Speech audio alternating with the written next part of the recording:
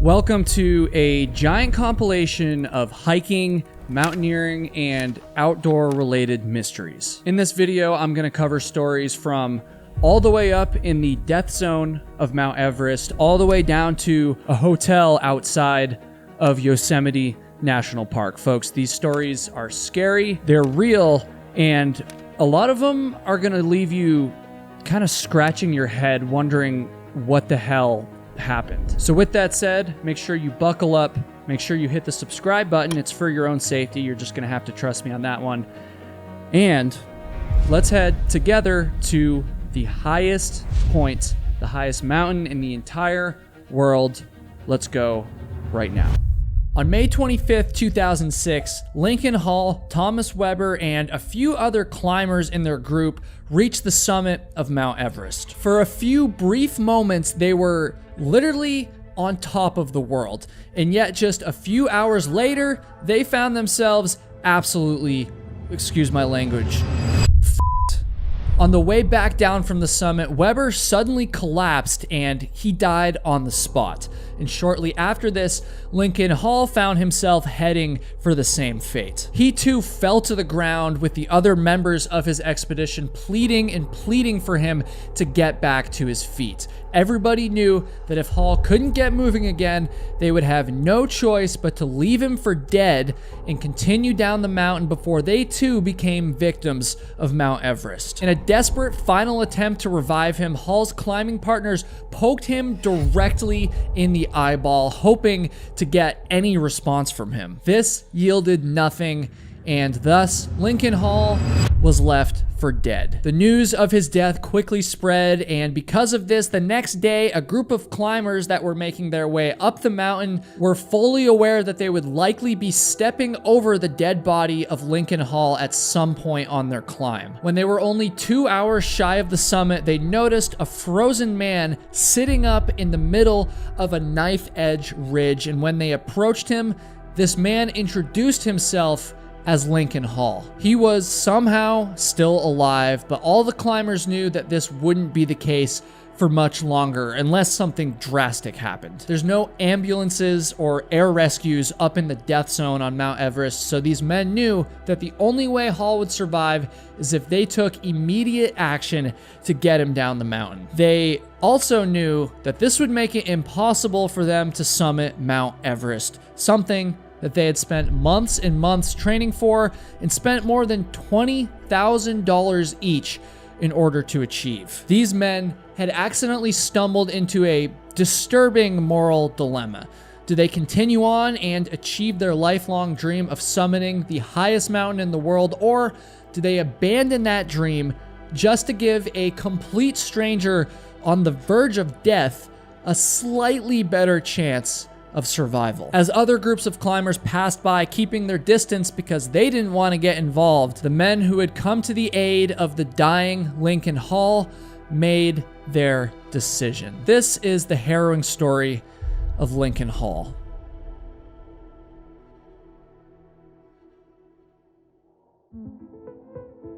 Many people simply can't fathom why the hell anyone would climb Mount Everest. Now, don't get me wrong, I think it would be super cool to reach the highest point in the entire world. Like, I get that, but obviously attempting to achieve this goal comes with tremendous risk. Many climbers have died on Mount Everest, and as much as I hate to say it, many more will die in the years to come.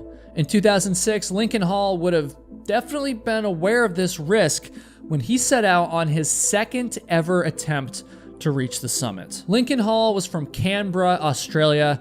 And by the way, to my Australian listeners, let me know if I said that right, Canberra. And by the time that he was 15 years old, he was already on a path to eventually reach the highest point in the world. In 1970, one of his physical education teachers actually took him to Namadgi National Park in the southeastern part of the country on what would be the very first climbing trip of the young Hall's life. Apparently this teacher was like a well-known local climber And so Hall was, at least in theory, in good hands. However, Mother Nature must have wanted to challenge the pair that day for whatever reason, because the end of their climb was just straight up dangerous. It was raining significantly that afternoon, and the rocks were just extremely slippery, so slippery that Hall eventually had to stop climbing himself, and they just pulled him up by the rope. He apparently, and unsurprisingly, did not have a very good time on this first climbing trip,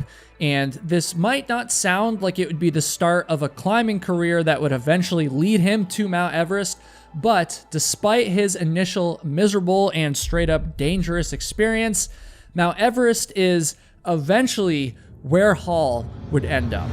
So despite the fact that his very first climbing trip definitely did not go according to plan, which is kind of an understatement, Lincoln Hall would go on to climb again and again and again, and by the time that he entered university, he was regarded as one of the best climbers in the Canberra area. Still not sure if I'm saying that name right, by the way. I'm sorry, Australians, if I got it wrong. Hall studied at the Australian National University, where he became known for climbing on the walls of the buildings around campus, which is pretty epic. Word about his skills quickly spread throughout the university, and before he knew it, he actually found himself with like impromptu live audiences when he would do these climbs. This just happened on accident and just because he was so impressive. That was never his intention. All he wanted to do was to practice, because Lincoln Hall had his mind set on much more ambitious routes,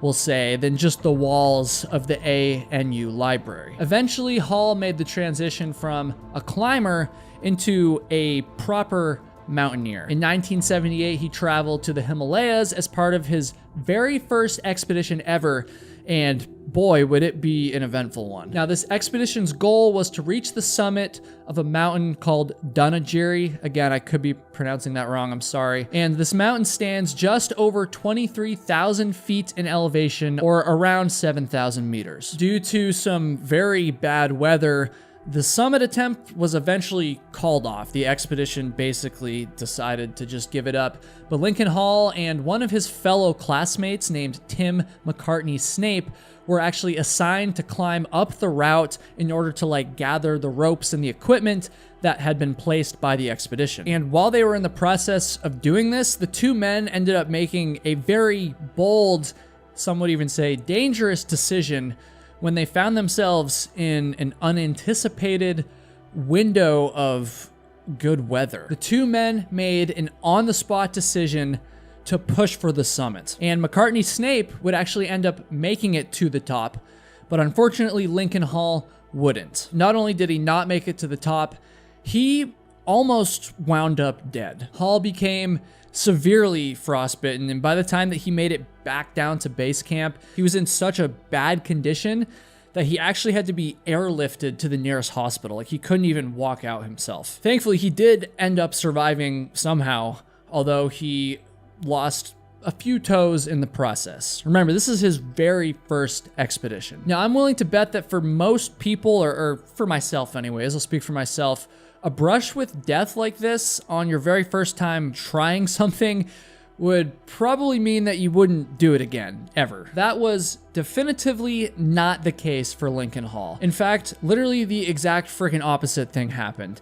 Lincoln Hall was just getting started, and after a few more expeditions on various Himalayan peaks, Lincoln Hall was set to make his very first attempt at climbing Mount Everest. In 1984, Lincoln Hall, McCartney Snape, and a few other experienced climbers made an attempt at becoming the first Australians to ever reach the summit of Mount Everest. And as if this wasn't already daunting enough, they planned to attempt the mountain via a brand new route on the north face that had never been climbed before. And in addition to that, they planned to make the attempt without the use of supplemental oxygen. In case you weren't aware, that's a big, big deal.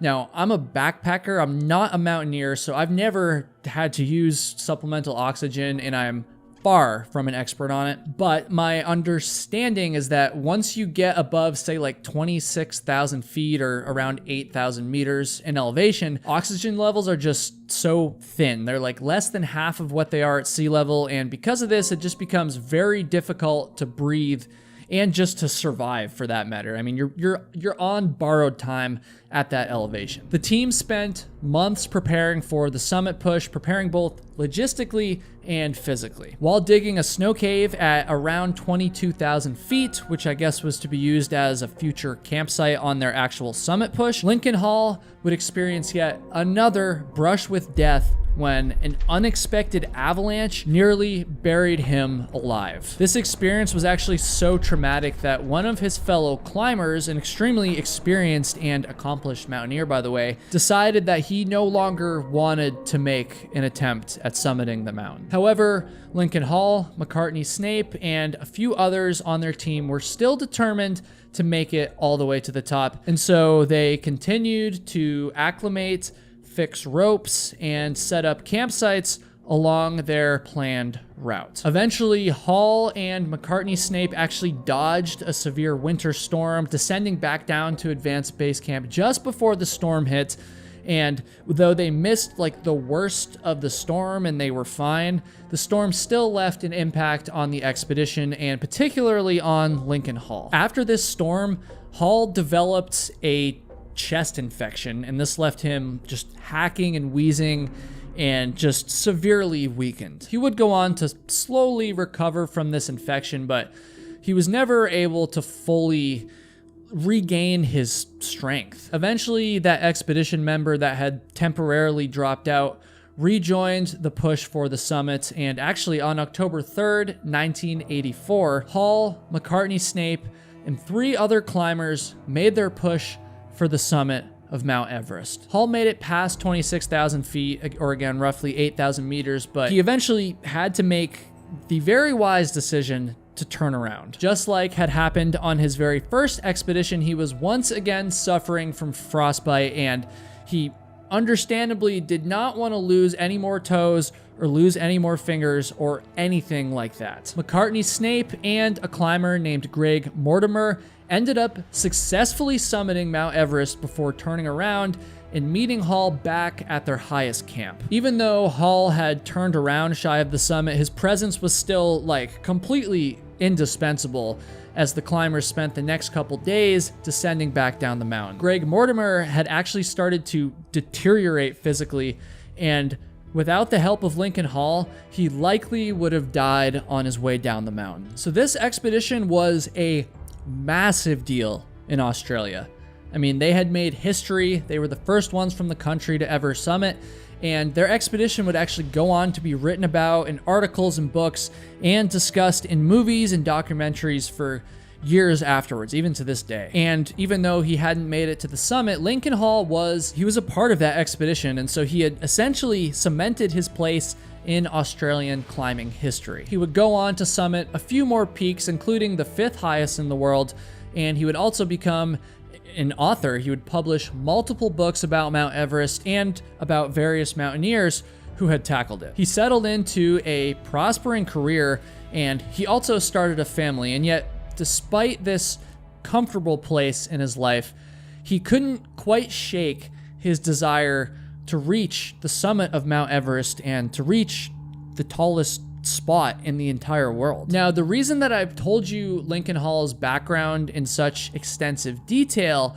is because, well, I mean, it's fascinating, first of all, but more importantly because I just want to illustrate to you how many times he found himself in dangerous situations while he was mountaineering. I don't think this viewpoint's necessarily common, but I have seen it before. I think that some people who aren't into mountaineering, who aren't mountaineers, can sometimes assume that people who run into trouble on Mount Everest are just like naive to the risks.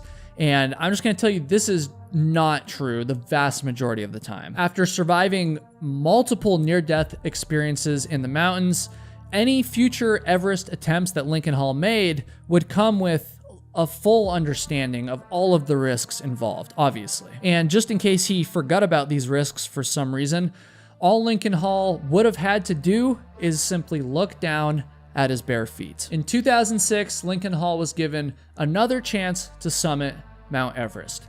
He was now 50 years old, and despite his extensive mountaineering experience, his age would obviously raise the risk factor at least a little bit on a feat that was already just so incredibly risky. But then again, plenty of other climbers his age and much older had successfully summited Mount Everest.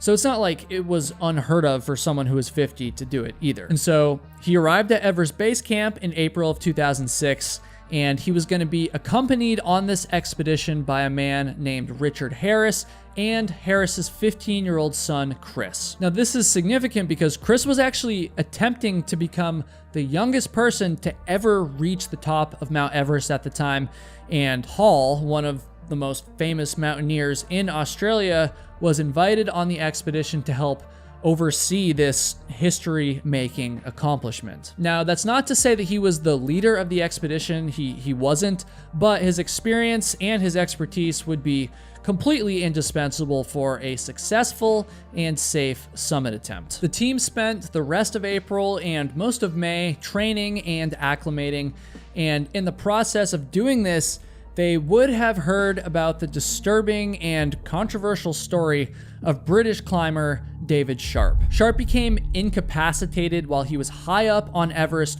on May 15th, 2006, and despite being passed by over 40 different climbers, he was ultimately left to die. Or at least that's what the headlines were saying at the time. I actually did a full video on the controversial death of David Sharp.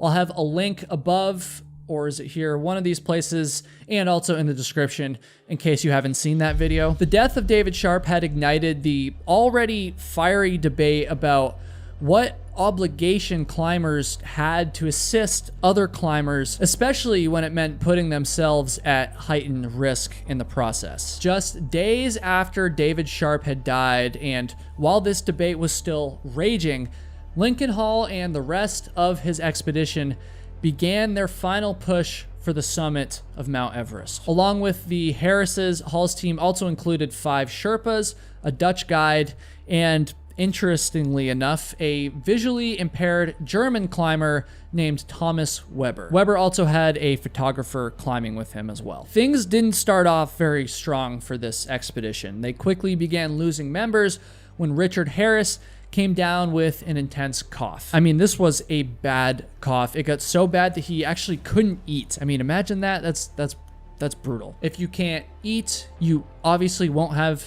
enough energy to climb. It would just be dangerous. And so this forced Harris to turn around and head back down to base camp. The rest of the team pushed on, however, but unfortunately, Harris's son Chris was the next one to drop out. Now, Chris did make it further up than his father, but he too would eventually fall ill. He was having trouble breathing, and ultimately he was told that he needed to turn around and head back down to base camp. The air was just too thin for him. He just wasn't adjusting to the altitude up there. And so Hall, Weber, and the rest of the team continued on until May 25th, when they made their final push for the summit of Mount Everest. It was now 22 years after his first attempt. I mean, Lincoln Hall was about to go for Everest attempt number 2 at age 50. Hall had promised his wife and his 2 sons that he would make it back from Everest alive. His family was definitely nervous about him throwing himself back into the world of mountaineering, but at the same time, they also recognized just how much it meant to him, and given his incredible skill set, they were ultimately supportive of him attempting to achieve this lifelong dream. In reference to her final conversation with Hall before his departure, his wife said, quote, "I think we just all said that we wanted to see him again. And, please keep that in mind, and not to take any risks, it wasn't worth it." Lincoln Hall and his Sherpas summited Mount Everest at 9 a.m. local time on May 25th, 2006. It's actually been reported that Hall was the first person to reach the summit that day, and so for a brief moment, he was undisputedly the highest person in the entire world, which is just incredible. And it's also incredible that at 50 years old, he had succeeded in achieving the very same dream that he had failed back at age 28. While standing on top of Mount Everest was quite literally a high point of Lincoln Hall's life, the descent back down would end up being every climber's worst nightmare. And this nightmare started literally only minutes after they began climbing back down from the summit. Thomas Weber, the visually impaired member of the expedition, couldn't keep up towards the top of the mountain and actually ended up turning around with his guide before they reached the summit. His condition then began to deteriorate before, this is super disturbing, he just suddenly proclaimed, quote, "I'm dying," and then he just collapsed into the snow. He then began sliding downwards through the snow for a little bit before a few climbers were actually able to catch up with him and to check on him. One of these climbers was quoted saying, "I looked for signs of life like a pulse, breath, reaction to pupils, but could only determine that Thomas had gone, i.e. died, likely from the moment he collapsed, by then maybe 10 or 15 minutes ago." So tragically, the expedition loses Thomas Weber, and things only got worse for the expedition after this. The next climber who began to deteriorate was Lincoln Hall himself. As his team was traversing down the third and the second steps, Hall became more and more delirious. He basically began hallucinating, and he was like slurring his speech. And the Sherpas that were with him, that were helping him down, soon realized that he was suffering from altitude sickness. They continued to help him for a while, but eventually he just laid down and he refused to get up. The Sherpas, they tried to help him. I mean, they made an incredible effort. They gave him oxygen. They attempted to like coax him back to his feet, and they stayed there trying to help him for hours and hours and hours. I'm talking 9 hours. That's how much time passed, and the whole time they were trying to help him.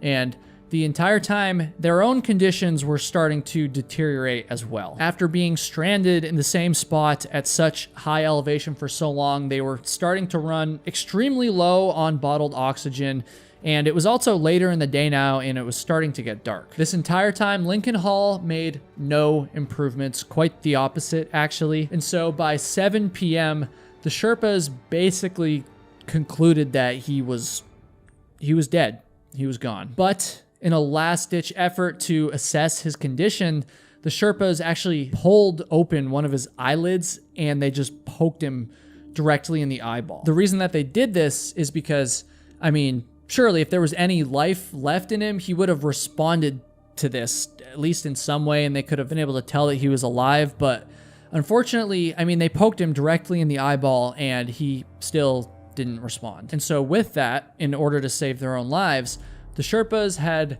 no choice but to just leave Hall at this point and descend down the mountain before they too ended up in the same dire position. I mean, they made such a strong effort to save him, but eventually their expedition leaders ordered them to leave over the radio. And so at that point, Lincoln Hall was essentially left for dead. And it didn't take long for the news media to pick up on the story of what had happened, especially since they were already on like heightened alert for Everest stories after what had happened to David Sharp only like 10 days prior. And of course, if the news media had already started writing about Lincoln Hall's death, that also meant that his family soon found out as well. I mean, this is just brutal stuff. Like, talk about the worst phone call you could ever receive. I guess only minutes after the Sherpas left Hall, his wife received the phone call that, I mean, every single climber's spouse would fear. She was contacted by one of Hall's friends,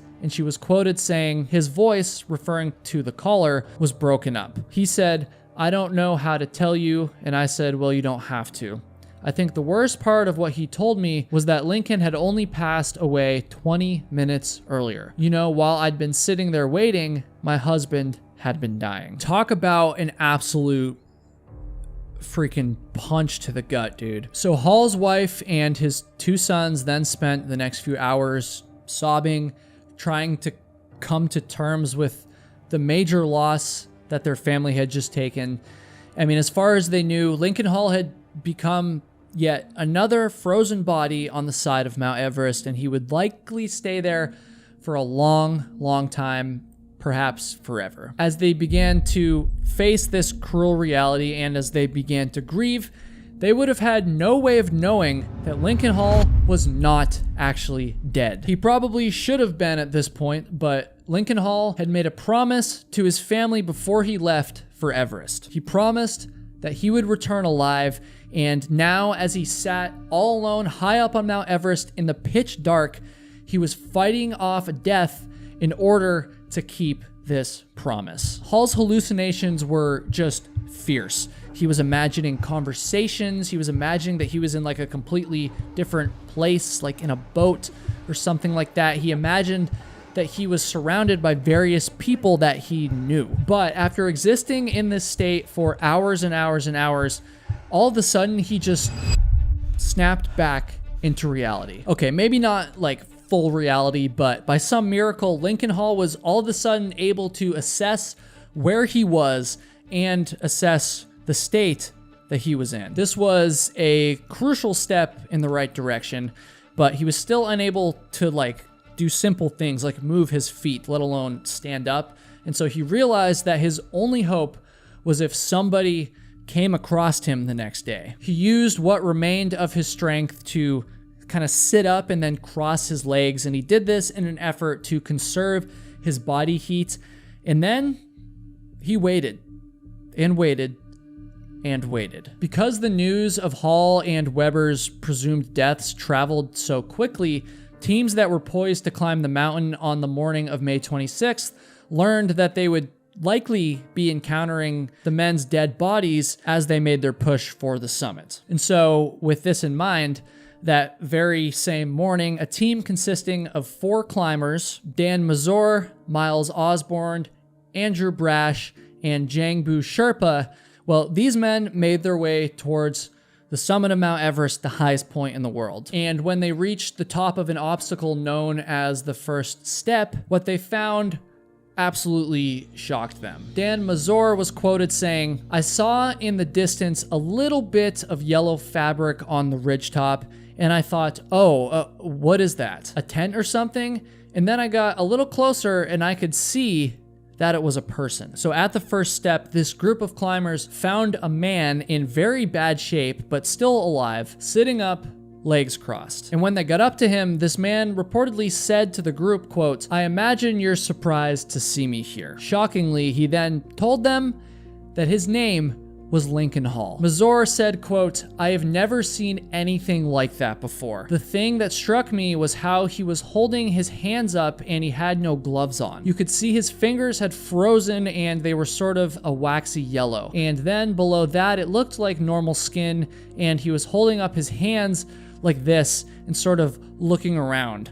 I was blown away." Mazur actually took some photos of Hall at this point, and here are what I'm pretty sure are those photos. To correct a mistake I actually made in the David Sharp video, I thought that this photo was of David Sharp. They do look pretty similar, to be fair, but that was a mistake on my part, and a few people pointed that out to me in the comments, which I'm very grateful for, by the way. I always try to bring you the most accurate information in these videos, and of course, I do make mistakes sometimes, so always open to hearing about that. But anyways, Mazur and his team quickly got to work saving Hall's life. They helped him get his gloves back on, they gave him some food and some water, and they also critically prevented the still hallucinating Hall from accidentally rolling off the steep cliffs that were on either side of them. They also radioed out that Hall was still alive and that he needed rescue, which of course sent shockwaves through Everest Base Camp. And while all of this was happening, apparently at least 2 unnamed climbers passed by the group, and these climbers opted to just continue their journey to the summit rather than stopping to help the rescue attempt. Mazur, Osborne, Brash, and the Sherpa could have made that same decision, by the way. Mazur was the guide, and both Osborne and Brash had paid over $20,000 each for this expedition, $20,000 each in order to reach the summit of Mount Everest. That's what they were there to do. That's what they were paying this incredible amount of money to do. And it's not like they were, at the bottom of the mountain still. At this point, they were literally only a few hours, 2 hours away from the summit, and everyone in their group was healthy. Everything was going well. I mean, they definitely were on track to make it. The men knew that if they waited with Lincoln Hall any longer, that they would run out of time to reach the summit. But they also knew that if they did continue on to the summit, Hall would almost certainly die. And thus, the men had a choice to make. Do they give up on their dream of summiting Mount Everest while they were so close to the top in order to save the life of a complete stranger? Or do they get their money's worth, go tag the summit and likely leave this man to die? Mazur, Osborne, Brash, and the Sherpa made the selfless decision to wait, with Lincoln Hall keeping him alive until the rescue party showed up. Incredibly, this took 4 hours. After this, Hall was assisted by a heroic group of Sherpas down the mountain. Apparently, he was still hallucinating and he was fighting with them, and it was kind of a struggle. I guess it was obviously it was a total ordeal. It took a few days, but eventually he was finally able to be evacuated out of the backcountry and receive proper medical attention. And also in the middle of this rescue, once he kind of came to a little bit more, he was actually able to call his wife, who I imagine was beyond thrilled and probably extremely surprised to hear his voice. I mean, can you imagine that phone call after your husband's been basically declared dead and then all of a sudden he calls you?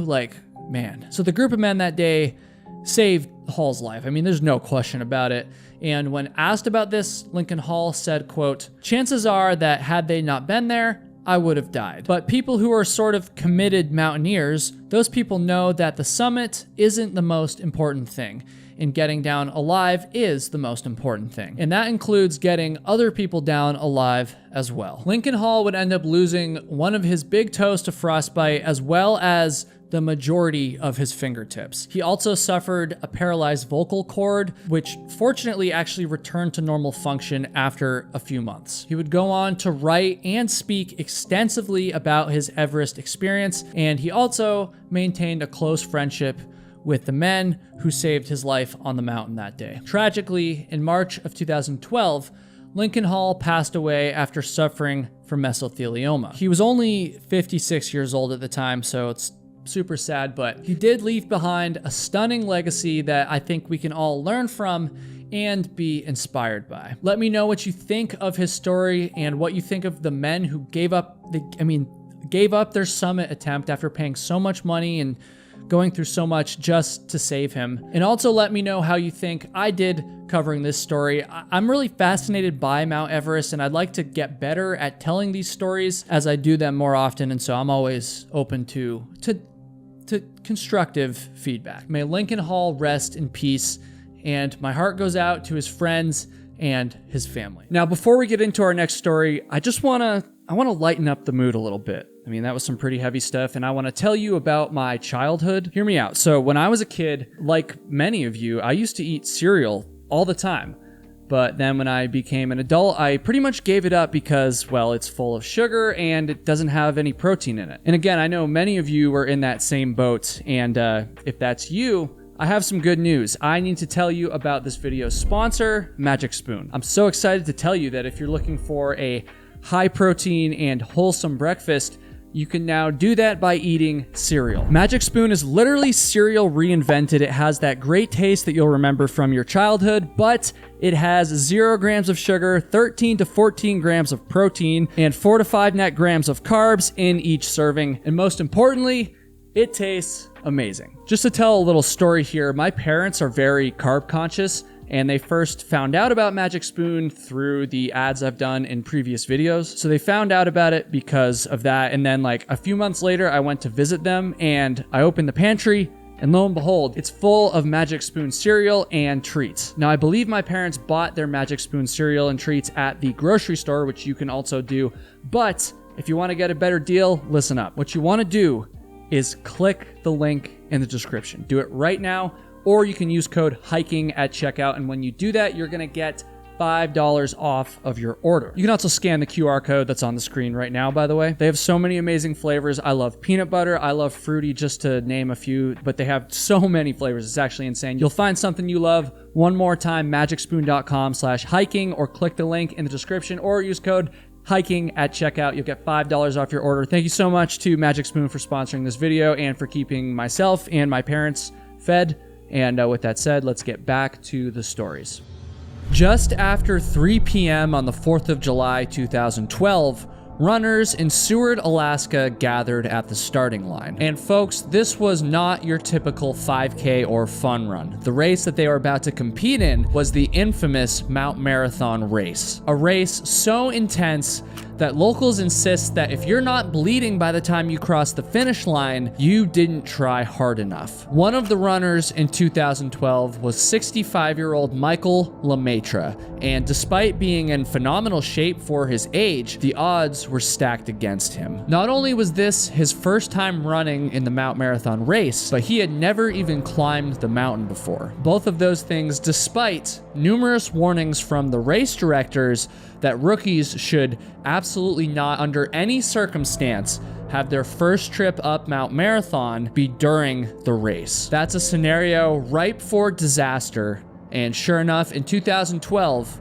disaster struck. One racer lacerated her liver, another broke his legs and damaged his brain, and a third racer, the aforementioned Michael Lemaitre, disappeared off the face of the earth right after this photo was taken, and he has never been seen dead or alive since. How the hell was it possible for a man to vanish during a popular race? Were the race organizers to blame for his disappearance? And even with better organization, was the Mount Marathon race simply just too dangerous to go on? Lawsuits quickly followed the 2012 disaster, and people began to choose sides. Some argued that the race organizers had in fact failed Lemaitre, and at the very least, serious race changes needed to be made, and at the most, the race needed to be shut down entirely. But then again, others argued that the danger is part of the allure and tradition of the race, and that every runner, including Lemaitre,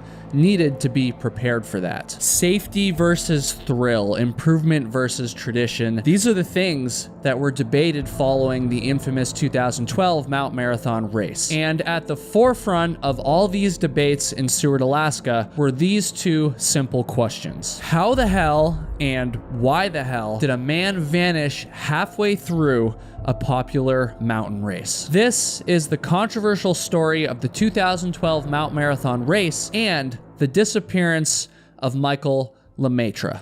Folks, this is a bizarre and very controversial one. When I first learned about this case, or I guess more specifically when I learned that there was a disappearance during a race, I assumed it was going to be the story of an ultramarathoner disappearing from like a remote trail when he was like 50 miles into the race, or just some extreme scenario like that. So when I learned the real details about the Mount Marathon race, I was shocked, to be completely honest. Oh, and by the way, if you guys couldn't tell already from my voice, I am sick right now and not feeling too great, but the show must go on, and so hopefully my voice doesn't sound too messed up, and I promise I'll be back to normal next week.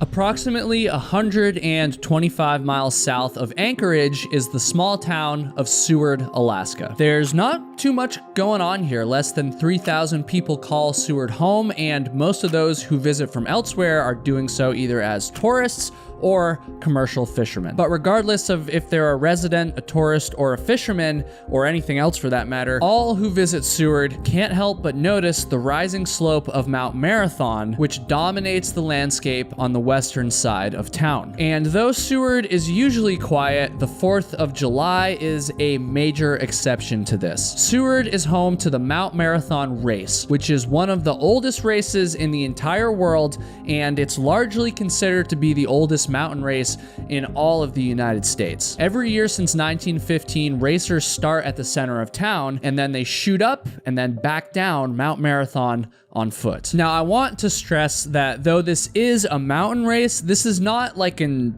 ultra marathon, which I feel is what people usually think of when they think of foot races in the backcountry. Rather than being 30 50 or even more miles long, the Mount Marathon race is only about 3.1 miles, or just about equal to a 5K. This race, however, is definitely not your typical 5K. I think it's safe to say that it's far more intense and even dangerous. I'll explain very soon why that's the case, but for the moment, I just need you to take my word for it. The challenge and perhaps the danger are what make the Mount Marathon race so unique and what draws in its runners. There are a lot of people that want to compete in this race, so many that they actually have to use a lottery system to determine who will be allowed to run each year. And prior to the summer of 2012, one of the lucky winners of this lottery was 65-year-old Michael Lemaitre. Michael Lemaitre was no stranger to pushing his limits and honestly, his luck. It's reported that in the 80s, he signed up for a 210-mile cross-country ski race as an excuse to learn how to ski. Another time, he and a friend sailed off of the coast of Alaska from Anchorage to Homer, some 120 nautical miles,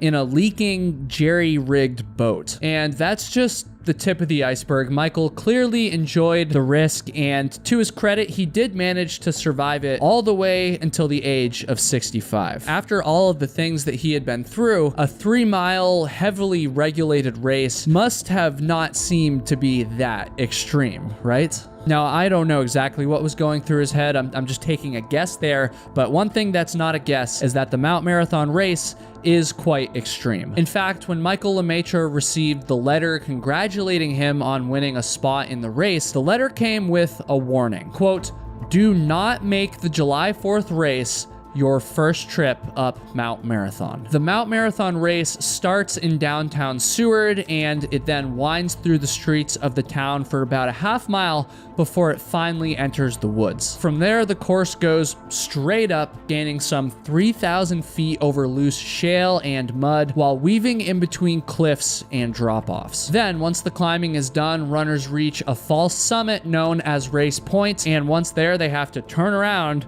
and make their way back down the mountain over snowfields, waterfalls, and many of the same cliffs they dodged on the way up. While climbing up to Race Point might be the most physically taxing part of the race, the speed and sometimes lack of control that racers experience on the way down makes descending the most dangerous part. The Wikipedia page for the Mount Marathon race even says, quote, "It is not uncommon for the racers who finish to cross the finish line injured or bleeding and covered in mud." In addition to the challenges and dangers I just mentioned, racers must also contend with inclement weather. The race organizers apparently take pride in not canceling the race due to poor conditions. In fact, my understanding is that the only times the race has been canceled was either due to war, financial depression, or pandemic. And since this is Alaska we're talking about here, it almost goes without saying that wildlife is another potential hazard of the Mount Marathon race. Though I imagine incidents with wildlife are rare,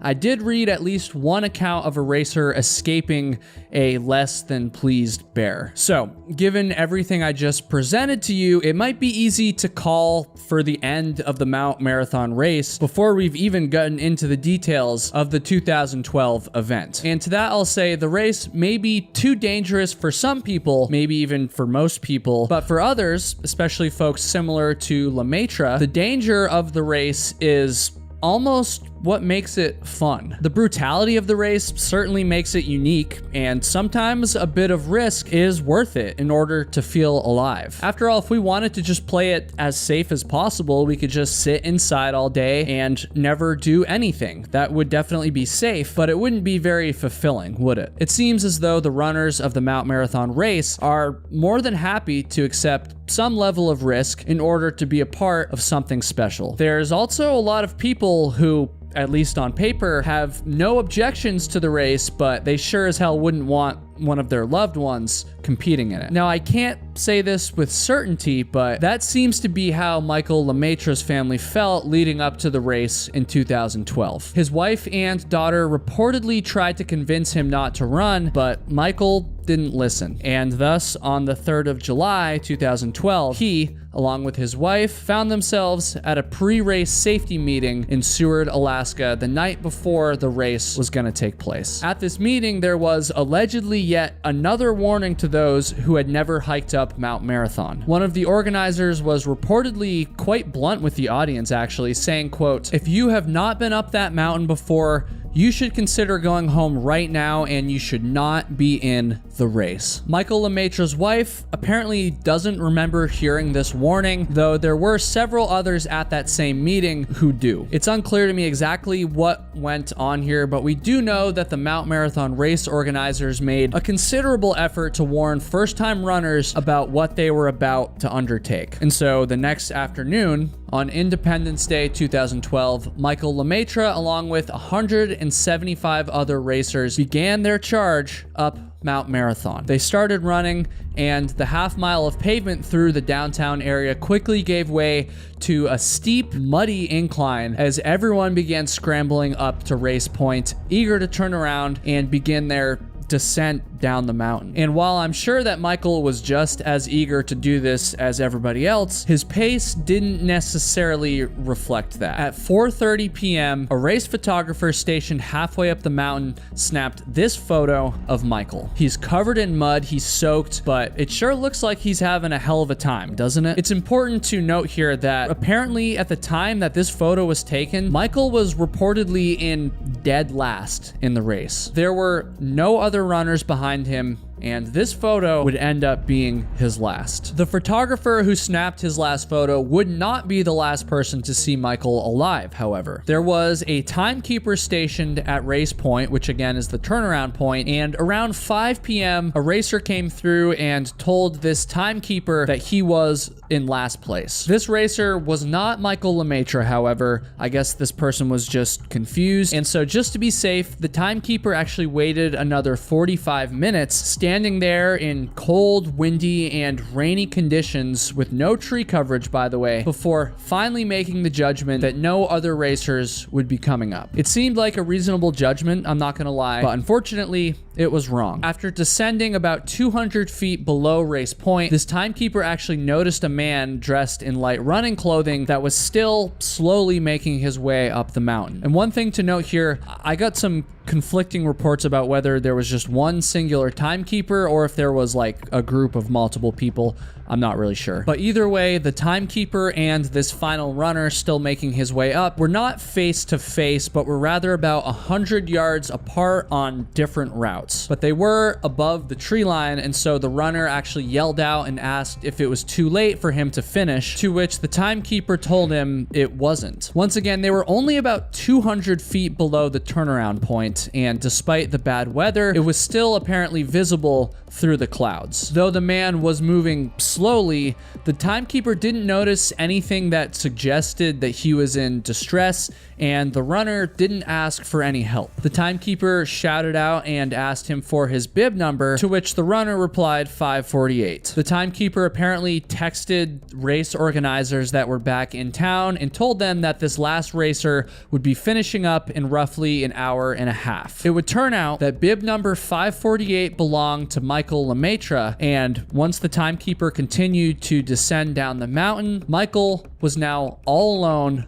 on Mount Marathon. I'm gonna go off script for a second here, folks. I just want to say that I've noticed in other online discussions about this case that the timekeeper, whoever they were, has gotten a lot of slack for leaving Michael up on the mountain. And, you know, I'm not gonna lie, I definitely think that scrutinizing that decision is reasonable, and I'm sure people will be doing it in the comment section here too, but I just want to give you some perspective. I know a lot of you have experienced this, but I also know that a lot of you watching these videos aren't necessarily hikers, and so you might not have ever found yourself stuck above tree line when it's freezing cold, windy, and you're wet. I'm just going to tell you, it's extremely uncomfortable. It sucks. And again, while the timekeeper probably should have waited for Michael or turned him around or something, I don't know. I'm not here to make that judgment. I can also understand why this person or people wanted to finally get out of the bad conditions and finally get back down and get warm and get clean and honestly get into a safer spot. So just something to keep in mind. By 8 p.m., Michael still had not finished the race, and His wife was now starting to get extremely worried. It's at this point that she alerted the authorities, and a search was started almost immediately. And I think that's an important detail to note, by the way, because in so many of the cases I cover on this channel, searches aren't started until like days after somebody was last seen. Starting a search only hours after they were last seen, like happened in this case, greatly increases the chances of finding the lost person alive. One thing that was decreasing the chances, however, was the weather. Even though it was in the middle of the summer, remember, this is Alaska we're talking about. It was raining, it was foggy, and it was cold, and since Michael was only dressed and equipped to be out for a few hours, he was definitely not prepared to spend the night outside. Hypothermia was a very real concern. In the hours following his disappearance, helicopters scanned the mountain using infrared technology, and investigators on the ground tried to theorize about where Michael could have wandered off course. They wondered if he had missed the turnaround points and actually continued further up the mountain away from civilization, or if he had turned around in the right spot and then had an accident while descending the dangerous slope. The search for Michael continued for 4 days, and 0 clues were discovered. I'm talking absolutely nothing. Part of the search was even featured on the TV show Alaskan State Troopers, but unfortunately, like I said, 4 days and no clues. And so after that, the Alaskan State Troopers called off the search,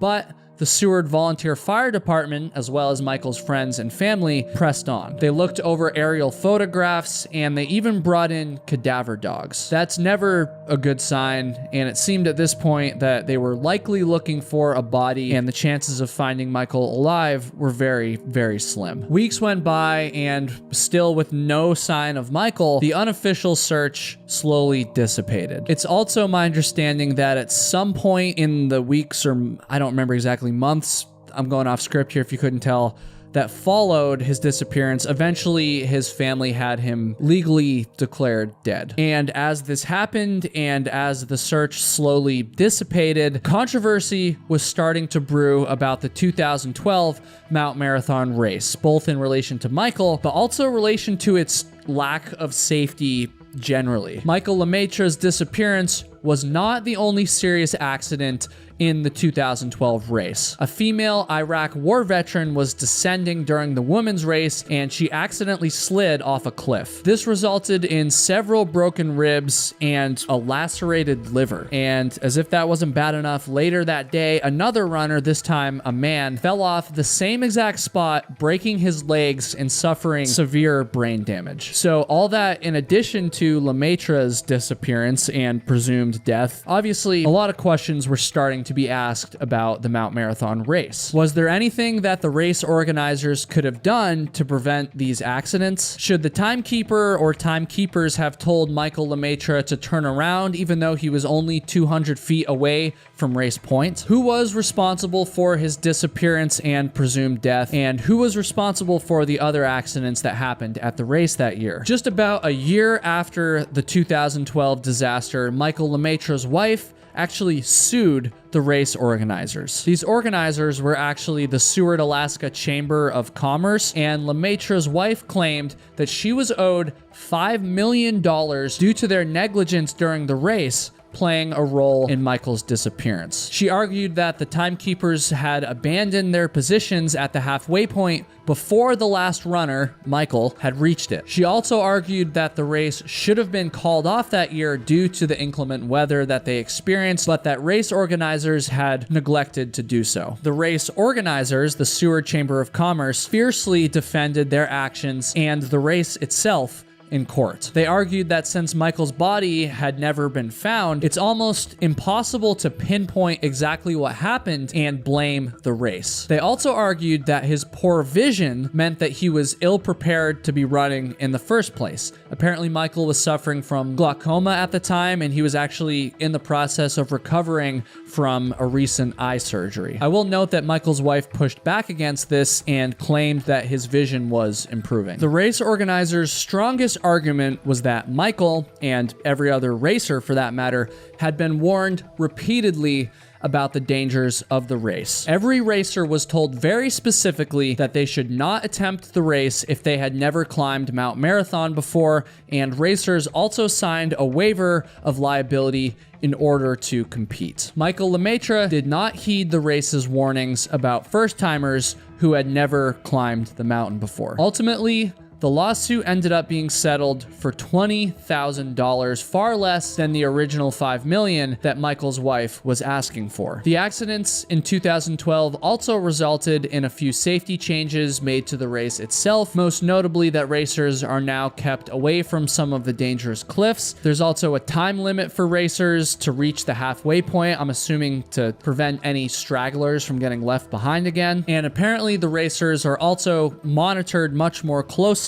while they're on the course these days. Now, despite the settlement and despite the changes that were made to the race organizers maintained that they were in no way responsible for Michael Lemaitre's disappearance. The Seward Chamber of Commerce said, quote, "The decision to resolve this matter," referring to the settlement with Lemaitre's wife, "was a business decision made by the Chamber's insurance company and is in no way an admission of liability. The evidence supports the conclusion that the Chamber was not negligent and did not cause or contribute to Mr. Lemaitre's disappearance or presumed death in any way." Lemaitre's disappearance and the events that happened in 2012 at the race in general have raised a lot of almost philosophical questions about risk and responsibility in the outdoors. It goes without saying that you're always gonna assume some risk anytime you leave your house, and I think that we can all agree that some level of risk is worth it in order to live a fulfilling life, as I mentioned earlier in the video. But a line clearly has to be drawn somewhere, right? And much of the debate following the 2012 Mount Marathon race revolved around where exactly that line is. To this day, there's still been no sign of Michael Lemaitre, and his case remains a mystery. My heart goes out to his friends and his family, and I hope that someday they're able to get some closure. So lately, I've been thinking a lot about the men and women who volunteer their time for search and rescue. They're a part of almost every story that I tell on this channel, and honestly, I think they deserve more recognition than I've been giving them in these videos. So with that said, I've decided to make a donation to the Seward Volunteer Fire Department, who, as I mentioned earlier, was responsible for much of the search efforts in Michael Lemaitre's case. I'll have a link to their website in the description, and though I'm not affiliated with them in any way, I've never spoken to them and they have no idea that I'm making this video, I still encourage you to make a donation just like I did. I think I'm gonna start calling out these volunteer search and rescue groups when they're involved in the stories that I covered, because many of them are actively accepting donations, and I think it'd be a good way for all of us to give back a little bit. Assuming he's not out there somewhere, I think it's pretty safe to say that unfortunately he's probably passed. May Michael Lemaitre rest in peace.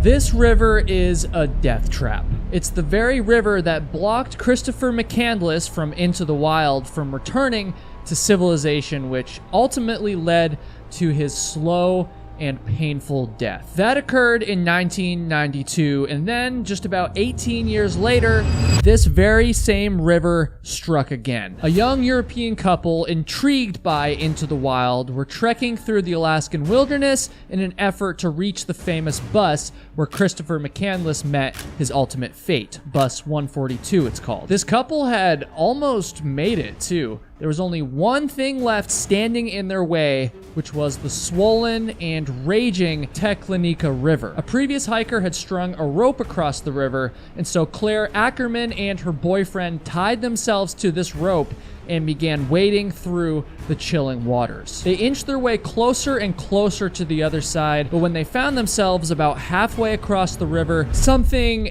excuse my language, absolutely up happened. The rope that they were tied to was too loose, and it dipped down just low enough to get caught in the violent current, which pulled the couple underwater. Ackerman's boyfriend quickly grabbed his knife and cut himself loose, desperately swimming towards the shore.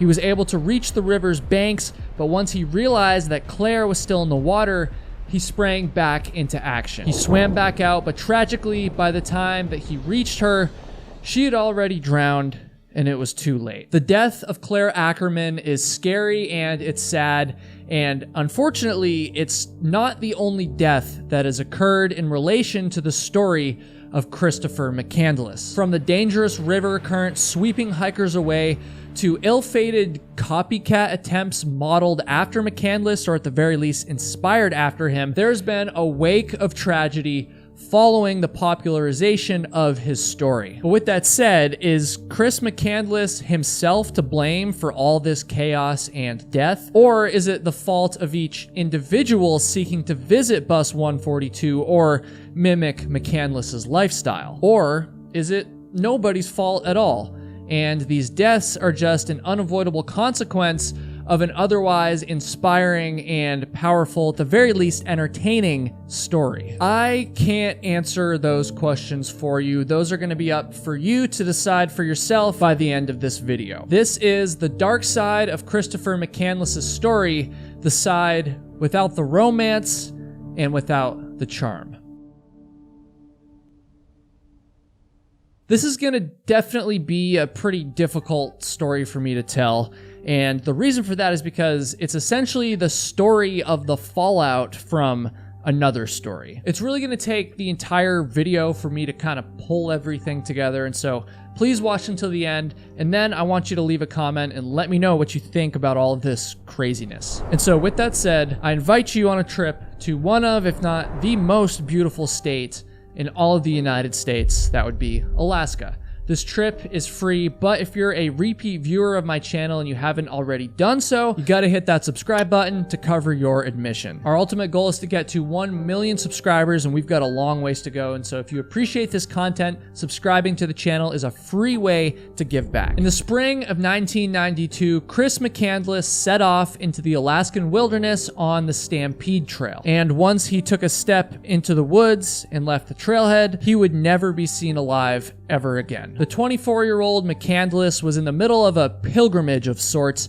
having given up his comfortable and privileged life in order to immerse himself in nature and to live in a simpler way. He found himself taking shelter in an abandoned bus along the Alaskan Trail that he was following, but by July of that same year, he decided that he wanted to return to civilization. And so McCandless tried to make his way back out, but when he reached the banks of the Teklenika River, he found it was far too swollen to cross safely. This left him essentially trapped, and he had no choice but to return back to the bus. And tragically, as I'm sure most of us know, this marked the beginning of the end for McCandless, and by the time August was over, he was dead. McCandless' story would go on to be told in the popular book Into the Wild by John Krakauer, which was later adapted into a movie under the same name, and it was also covered in countless articles, documentaries, and later on,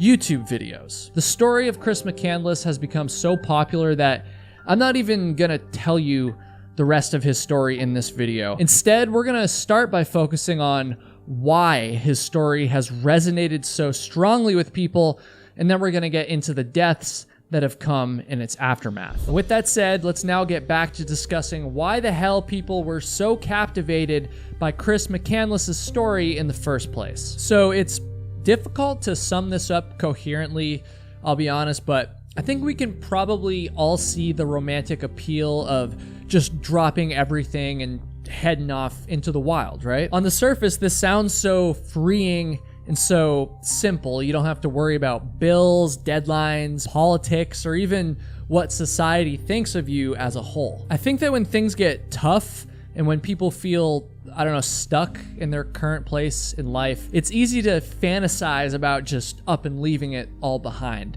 And yet 99.999% of people who have this fantasy don't actually act on it, obviously. Chris McCandless, however, was in the tiny minority of people who actually did go out there and start a new life, traveling around and eventually living off the land. Now, I know the full story behind his decision-making and what he ended up doing is obviously a lot more complicated than I've made it sound like here, but I don't know, I think that McCandless found such a solid place in our culture, you could say, because he did what so many of us only dream of doing. And though he ended up dying in the process, I almost feel like that adds to the allure of his story. Like, he died doing what he loved and what we all, or a lot of us anyways, I'll say, fantasize about doing. At least that's how some people view this story. A lot of other people, including many of those who live in Alaska itself,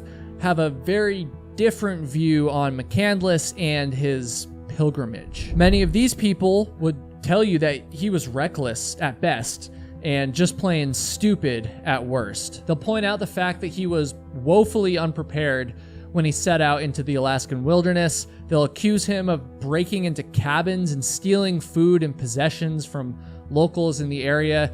They'll remind you that before he came to Alaska, he was arrested at the Mexican border for illegally crossing and carrying a firearm. And perhaps most importantly, they'll point out that his actions caused him to die a slow, lonely death all by himself. He certainly wouldn't have known it, but McCandless's death would mark the start of a chain of events that would lead to multiple other deaths over the years that followed, at the very least indirectly. And on that note, I want to be clear, I'm not blaming McCandless for these deaths or anybody else for them for that matter, but it is just a fact that at least 4 deaths have either been loosely associated or directly related to his story. The first of these deaths was that of Claire Ackerman that I told at the beginning of this video, and the next one I want to talk about is that of Dustin Self. In mid-March 2013, 19-year-old Dustin Self up and left his home in Oklahoma and drove to the mountains of southwestern Oregon. He had apparently watched the movie Into the Wild, that very same film adaptation of McCandless's story, and wanted to, quote, see if he could live in the wild. Self was also apparently fascinated by a church in the area that uses hallucinogenic tea as a sacrament. Self's parents tried to talk him out of going, but unfortunately, he wouldn't listen. At one point, he had actually called his father and told him that he was lost on a remote road, and he also called his ex-girlfriend, acting extremely paranoid. His ex-girlfriend was quoted saying, he, referring to Self, said there were devil worshippers at every gas station that he stopped at to get help, and that all the plants and animals were dead everywhere, and he was trying to bring them back to life. He was really, really upset and really scared, and then the line went dead. This would be the last time that anybody heard from Dustin Self. He was reported missing a short time later, but a few weeks went by until any new clues were discovered after that. Eventually, though, a rancher located Self's pickup truck on a remote section of Stonehouse Road on Steens Mountain. The pickup truck had slid off the road, and it contained Self's laptop, some food, and his road GPS. This discovery of the vehicle seemed promising. It was unlikely that Self made it very far beyond the car, but unfortunately, his case then went cold. No additional clues were discovered, and his family hoped that he had either made it off the mountain somewhere or had been laying low and living off the land just like Chris McCandless did. And then, over a year later, in October of 2014, a hunter on Steens Mountain was in the process of quietly stalking a deer when he made a horrifying discovery. He was moving through some short aspen trees when all of a sudden he looked down and he saw some discarded clothing and a leg bone. He reported the finding, and by the end of the day, it was clear to investigators that these were, unfortunately, the remains of Dustin Self. They'd have found the keys to his pickup truck, and they eventually found his driver's license and his credit card. There was no indication of foul play or self-harm. It appeared as though Dustin Self had simply died from exposure. We'll probably never know exactly what his motivations were, but it is clear that Christopher McCandless's story was on Self's mind when he left home and headed for Oregon. When he initially went missing, he was actually framed as a sort of Christopher McCandless copycat almost, an Into the Wild copycat, with many headlines reading like this one from ABC News. Quote, Oklahoma teenager inspired by Into the Wild missing in Oregon wilderness. Later on, after Self's body was discovered, his family started to downplay the connection to Christopher McCandless. His father said that Self's interest in Into the Wild was overblown. And so with that said, exactly how much of a role McCandless's story played in Self's decision-making is unclear, but it is clear that it at least played somewhat of a role, even if it was small. In a disturbing twist to what is already an incredibly disturbing sequence of events, between the time of Dustin Self's disappearance and the discovery of his body, another out-of-state teenager traveled to Oregon and then went missing. And just like Dustin Self, this teenager had also reportedly been inspired by the story of Chris McCandless. In August of 2013, 18-year-old Jonathan Kroom was visiting a friend in Seattle, Washington. On the 16th, he left Seattle and he was presumed to be heading back to his home in Arizona. He was scheduled to begin his college classes only a few days later. But Jonathan Kroom never made it back to Arizona, and it didn't take long before his parents realized that something had gone wrong. And almost immediately, they began wondering if their son had been copying Chris McCandless by leaving everything behind and living out in the wild. Kroom had reportedly been talking about the movie Into the Wild before he disappeared. And then, on August 21st, Kroom's vehicle was discovered. It was found on a remote road in the town of Riddle, Oregon, which is a tiny community of only like 1,200 people that's located just off of Interstate 5. Inside the vehicle was Kroom's wallet, $200 in cash, and perhaps most concerning, a book on survival. Now, this discovery of Kroom's vehicle only amplified the theory that he was trying to copy Christopher McCandless. After he went missing, Kroom's parents said that he was, quote, obsessed with the movie Into the Wild. The fact that he had left behind his money and was clearly studying up on survival tactics was not a good sign. Kroom had been a Boy Scout in his younger days, but despite this, he was far from an experienced outdoorsman. Kroom's father was quoted saying, "He's been watching the movie," referring to Into the Wild, "a lot. Maybe he said, 'I want to do it.' That's our theory, because he kept talking about the movie. Just as in that movie," referring to Into the Wild again, "he left everything behind and took off. And we just don't know what he left with. He was talking to another friend that it would be great to just leave penniless and just work along the way and get resources like they did in the movie." Unfortunately, the ending to Jonathan Kroom's case was just as tragic as that of Christopher McCandless's, perhaps even more so. On Monday, August 26th, 2013, a search team using cadaver dogs discovered Kroom's body located only 1,000 feet away from his abandoned vehicle. And tragically, it was evident that Kroom had taken his own life. This was shocking, but not totally unexpected either, as Kroom had apparently gone through a breakup recently, and he had also apparently sent some concerning text messages to a friend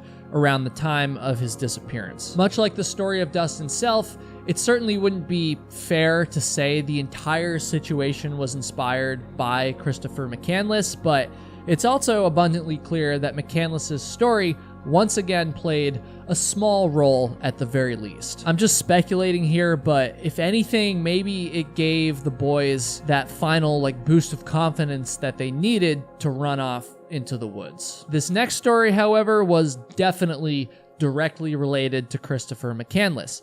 And that's because just like the story of Claire Ackerman that I shared at the start of the video, the most recent death that I'm aware of, at least associated with Into the Wild, came as a result of a hiker trying to reach bus 142. In July of 2019, a newlywed couple from Belarus were hiking through the Alaskan wilderness, zeroing in on the famous location where Christopher McCandless met his end. And when they reached the Teklanika River, they had to make a tough decision. And once again, as a reminder, this is the very same river that killed Ackerman and that ended up trapping McCandless, which was kind of the beginning of the end for him. The Teklanika River was once again extremely swollen, and any attempt to cross it would have been essentially a game of Russian roulette. Now, I'm not sure if the couple from Belarus were ignorant to the danger that they were in, or if they just had tunnel vision and were focused on getting to the bus, but regardless, they went for it, and the results were tragic. As Veronika Mikamova and her husband were making their way across the river, the violent current swept her underwater. Her husband did his absolute best to save her, but by the time he reached her down the river, she had unfortunately already died. This story was almost identical to the story of Claire Ackerman that had occurred some 9 years earlier, and it ended with equally tragic results. And for every person who's died trying to reach the famous site, there have been numerous others who have had to be rescued and almost lost their lives as well. There have been so many rescues along the trail that leads to Bus 142, the Stampede Trail, many of them related to that very same Teklenika River, by the way, that I can't even come close to going over all of them in this video. According to my research, between 2009 and 2017, there were at least 15 search and rescue operations to save hikers who were trying to reach the bus. And I'm unsure of how many occurred after 2017, but I did read that in February of 2020, 5 more hikers, these ones from Italy, were rescued on their return trip from the bus. I want to note real quick that these 5 hikers were actually rescued because they initiated an SOS call from a GPS satellite communicator. I always advocate for hikers to carry these life-saving devices in my videos, and I've gotten a ton of questions about like where to find them or which ones to get, and I haven't really addressed that, so I'm gonna start tagging some of the popular devices in the description of my videos. My personal favorite is the Garmin InReach Mini, but there's lots of options and you can choose whichever one you think is best. From my research, it seems like the Alaskan government performed most of the rescues surrounding Bus 142, but I did find at least one that the Tri-Valley Volunteer Fire Department from Healy, Alaska participated in. This is a tiny organization and I'm not affiliated with them at all, but I have made a donation to support them. I'm trying to give back to these volunteer organizations, and so I'll link their PayPal in the description if you're interested in giving back to them as well. So I'd like to raise a question for all of you, and I'm afraid that this is a question without a clear answer, at least in my opinion. I'm wondering, is anybody responsible for the loss of life, the rescues, and the chaos that has come in the wake of Christopher McCandless's death? And if so, then who is responsible? I'm sure many of you probably thought of Chris McCandless himself as an answer to that question, and I'm trying to be unbiased here, but I don't know. I think it's a little far-fetched to blame him for everything that's happened after his death. I definitely think there's a strong argument to be made that he was being reckless, damn near suicidal in his actions, but he was only acting for himself, right? Like, how is he supposed to know that his story was one day going to go on to reach and influence just so many people? I certainly don't think that was his intention. I think he was just doing what he wanted to do, even if it was probably pretty stupid. I'm sure a lot of folks will also blame the authors, the filmmakers, and the content creators that have repeatedly told Christopher McCandless's story and perhaps maybe over-romanticized it. I find this argument a little bit more compelling than the last one, but at the end of the day, I do think that telling his story is perfectly acceptable so long as it's being portrayed accurately. And lastly, I think a lot of you are probably going to hold each individual themselves responsible for their own actions. And I'm always careful not to victim blame in these videos, but I must admit that I personally have the most sympathy for this argument. At the end of the day, we all have to be responsible for ourselves. And again, I mean, certainly mean no disrespect to any of the victims here, but just because Christopher McCandless's story may have inspired you, that doesn't mean that it's a good idea to go out there and try to live off the land yourself. And the same goes for trying to reach the bus, by the way. And speaking of the bus, in 2020, the government finally put their foot down surrounding the incidences at Bus 141 and the river leading up to it. On June 18th, the Alaska National Guard brought in a helicopter and they airlifted the bus out of the wilderness. The commissioner for the Alaska Department of Natural Resources said, quote, "We encourage people to enjoy Alaska's wild areas safely, and we understand the hold this bus has had on the popular imagination. However, this is an abandoned and deteriorating vehicle that was requiring dangerous and costly rescue efforts, but more importantly was costing some visitors their lives. I'm glad we found a safe, respectful, and economical solution to this situation." My understanding is that the bus is now being held at the Museum of the North on the University of Alaska Fairbanks campus. And with that said, please leave a comment and let me know what you think about the aftermath of Christopher McCandless' story. I feel like there's no right answer to any of this stuff, and so I'm especially, curious about what you guys think of this one. Please keep Claire Ackerman, Dustin Self, Jonathan Kroom, Veronica Micah Mava, and Christopher McCandless, of course, in your hearts. May they all rest in peace.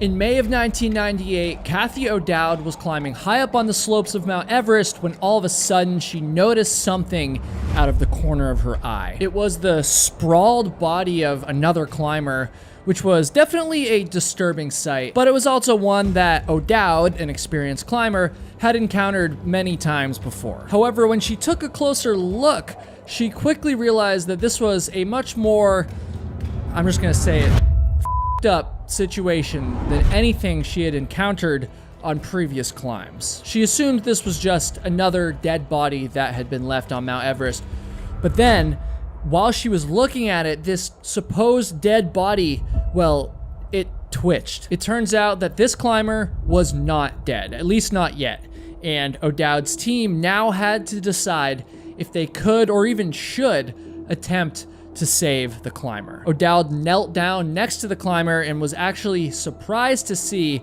that it was not a man, but rather a woman. O'Dowd began to rack her oxygen-deprived brain, trying to decide what to do, and as she did this, this fallen climber at her feet suddenly pleaded to her, quote, "Don't leave me, don't leave me." The almost dead climber repeated this, and O'Dowd told her that she must get up and go consult the rest of her team, but this provided no relief to the dying woman laying on the ground at her feet. In a heart-wrenching, desperate tone, the dying climber asked, "Why are you doing this to me?" Now, this climber was certainly delirious, but she still had enough sense to realize that she was most likely too far gone for O'Dowd's team to save her. The only other words that this climber was able to mutter was, quote, "I'm American." And this actually resonated with O'Dowd because all of a sudden she realized that this dying climber was most likely Francis Arsentiev. And this realization about the identity of the climber made the already extremely disturbing situation even worse, because Francis had been known to be climbing as a team with her husband, Sergei. The two had been totally inseparable, and so now as Francis lay there dying, where the hell was her husband? Where the hell was Sergei? It would turn out that one of the most disturbing yet oddly touching stories in Mount Everest history was unfolding right before O'Dowd's eyes. It would also turn out to be one of the most confusing stories as well, and some parts of it actually remain completely unexplained even to this day. What I've told you so far in this video is only the tip of the iceberg. So without further ado, let's get into the story of mountaineering couple Francis and Sergei Arsentiev. So, I don't recall ever covering a love story on this channel before. And okay, obviously this is much more than just a love story, but the relationship between Francis and Sergei Arsentiev is what makes this story so unique and also so tragic. I have two disclaimers before I get into it here. The first one is that some of these names are a little tough for me. I've tried to get everything right, all the names, there's some Russian stuff, but if I mess that up, then I'm I apologize. And the second disclaimer is that there's definitely some mystery left to this story, and some of the details are a little bit shaky. I always do my best to tell you guys nothing but the truth, and the overall story here is certainly true, but I would just take some of like the finer details, maybe like the exact dates and times, things like that, with a grain of salt. At some point in the mid-90s, Frances Arsenyev, or Fran as her friends often called her, set an extremely ambitious goal for herself. She wanted to become the very first American woman to reach the summit of Mount Everest without the use of supplemental oxygen. This was a very dangerous goal, but if she were to achieve it, she would become a legend in the world of mountaineering pretty much overnight. So she set this goal, and then she had to wait a little bit until 1998. Actually, the spring of 1998, which is when her and her husband Sergey arrived at Everest Base Camp. Now, of course, even just setting a goal like that, let alone actually doing it, is going to take time, preparation, and, of course, experience. Now, Fran's goal of climbing Everest without oxygen was no exception to this. In fact, I would argue that the roots of this goal started growing when she was very, very young. Frances Arsenyev was born in 1958 in Honolulu, Hawaii, but her childhood, and her adolescence for that matter, was most definitely not constricted to just the island. Around age 6, her father took her to the Rocky Mountains in Colorado, and as legend has it, this trip was incredibly formative for the young girl. Eventually, she actually ended up attending boarding school in Switzerland, where I can only imagine that her love for the mountains must have deepened. Eventually, Fran would find herself attending college in Missouri before transferring to the University of Louisville, where she ultimately would end up earning her bachelor's degree. She didn't stop there either. She would go on to earn a master's in business from the International School of Business Management in Phoenix, Arizona, before finally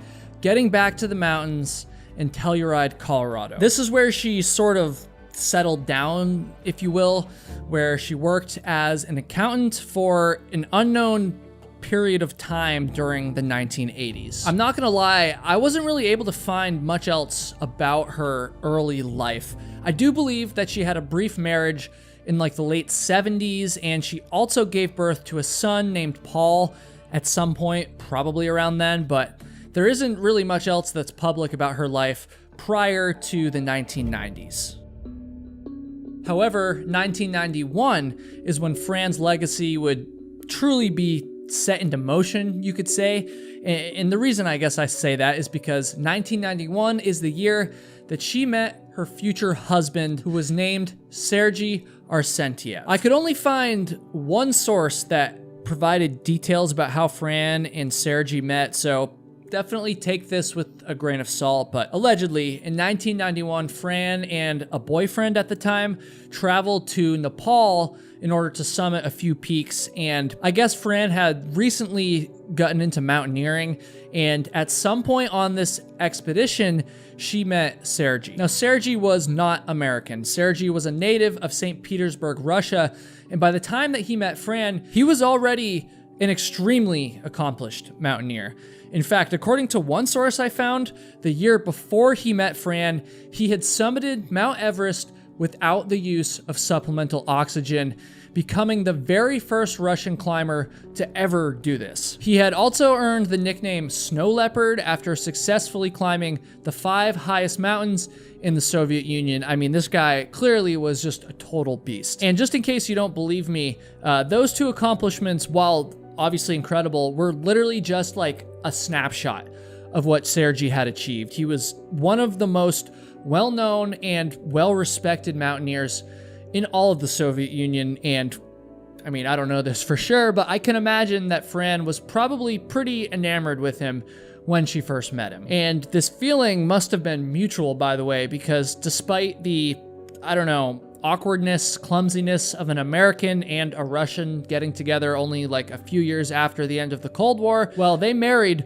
only about a year after they met, 1992. They met in 91, they're married in 1992. Fran and Sergey were indisputably a power couple in the world of mountaineering. Now, obviously, Sergey was already so accomplished, but I don't want that to overshadow Fran's skills. She was quite literally climbing up in the world of mountaineering before the two met, and then after her and Sergey got together, well, they were basically unstoppable. Shortly after they were married, the couple would go on to climb Mount Elbrus, which is the highest mountain in Russia and in Europe, and they didn't just climb it, by the way. Fran would end up skiing down it, which is insane. And in doing this, she became the very first American woman to accomplish this feat. Ultimately, the couple would end up somewhat settling down back in Colorado, but they were frequently traveling to Russia in order to climb various 20,000 foot peaks. That's around 6,000 meters, I'm pretty sure, by the way. And they even made, this is crazy, they even made the very first ascent of a peak in Russia, which they would later name Peak Goodwill. And they also eventually would climb the highest mountain in the United States, which is Denali, as well. I'm telling you about all of this because I really want to drive home that these were two experienced, competent, and accomplished mountaineers. And I can't see how they could have possibly been more prepared for Mount Everest than they were. I mean, come on. Like I said earlier, Sergey had already climbed Everest without oxygen, and given all of her experience, it seems like if anyone was ready to be the first American woman to do this as well, it was obviously Fran. It's reported that she had been dreaming about climbing Everest since the early 80s, well before she met her husband. And then in 1998, well, Fran would finally get her chance. In the spring of that year, when they were both around 40 years old, Fran and Sergey arrived at Everest Base Camp in order to begin preparations for their history-making attempt. If they were successful, not only would Fran have been the very first American woman to summit without oxygen, but my understanding is that the two of them would have been the very first husband and wife team to summit together without oxygen. I said right there that this was going to be a history-making attempt. I wasn't joking. I mean, this was going to be a really big deal. And I guess in the weeks leading up to their final climb, Sergey and Fran spent a lot of time mingling with other climbers and became fairly well known around base camp. It just so happens that one of the climbers that interacted with Fran at this time was South African climber Kathy O'Dowd. After all their logistics and physical preparation, everything was complete. On May 17th, 1998, Fran and Sergey set out on their final climb up Everest. They were climbing the north side of the mountain, by the way, and by May 20th, they had actually made it all the way to Camp 6, which was their final camp before reaching the summit of Mount Everest. By the time they reached Camp 6, they were at roughly 27,000 feet or 8,200 meters in elevation, which meant that they had officially entered what is known as the death zone. I'm sure a lot of you are familiar with this, maybe even know more about it than I do. But in case you're not familiar, the death zone is any altitude above 26,000 feet, or I guess about 8,000 meters. At that elevation, there's insufficient oxygen for humans to survive for long periods of time. So essentially, once you enter the death zone, your body just starts dying slowly. Now, these effects can be mitigated by using supplemental oxygen, which is what the vast majority of climbers do. But as we've already established, Fran and Sergey were not doing that. Once they entered the death zone, they were literally on borrowed time.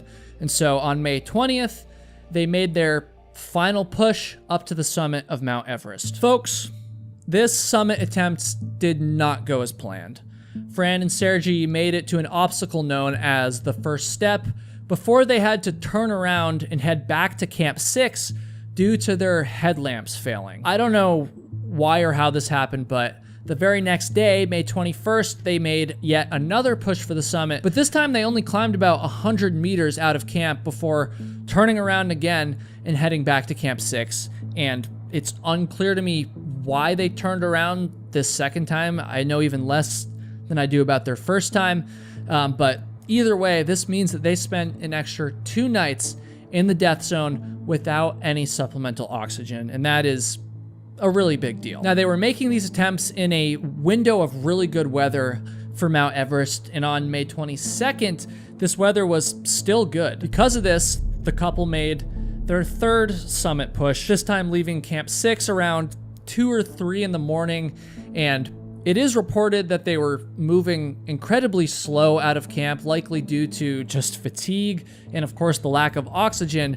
But on this third attempt, Fran and Sergei Arsentiev reached the summit of Mount Everest and, well, they made history. This photo was taken of Fran shortly after they reached the summit of the mountain. Unfortunately, the triumph that you can see all over her face here would not last for very long, because the descent of Mount Everest would prove to be nothing short of a complete and total disaster for Fran and Sergei. In fact, that photo of her at the very top of the mountain would end up being the last photo to ever show Fran alive. So folks, the nitty-gritty details of the next series of events are a bit confusing, even kind of contradicting themselves at times, but from what I've gathered, from what I've researched, here's what happened. The couple had summited Mount Everest very late in the day. Some would even say dangerously late.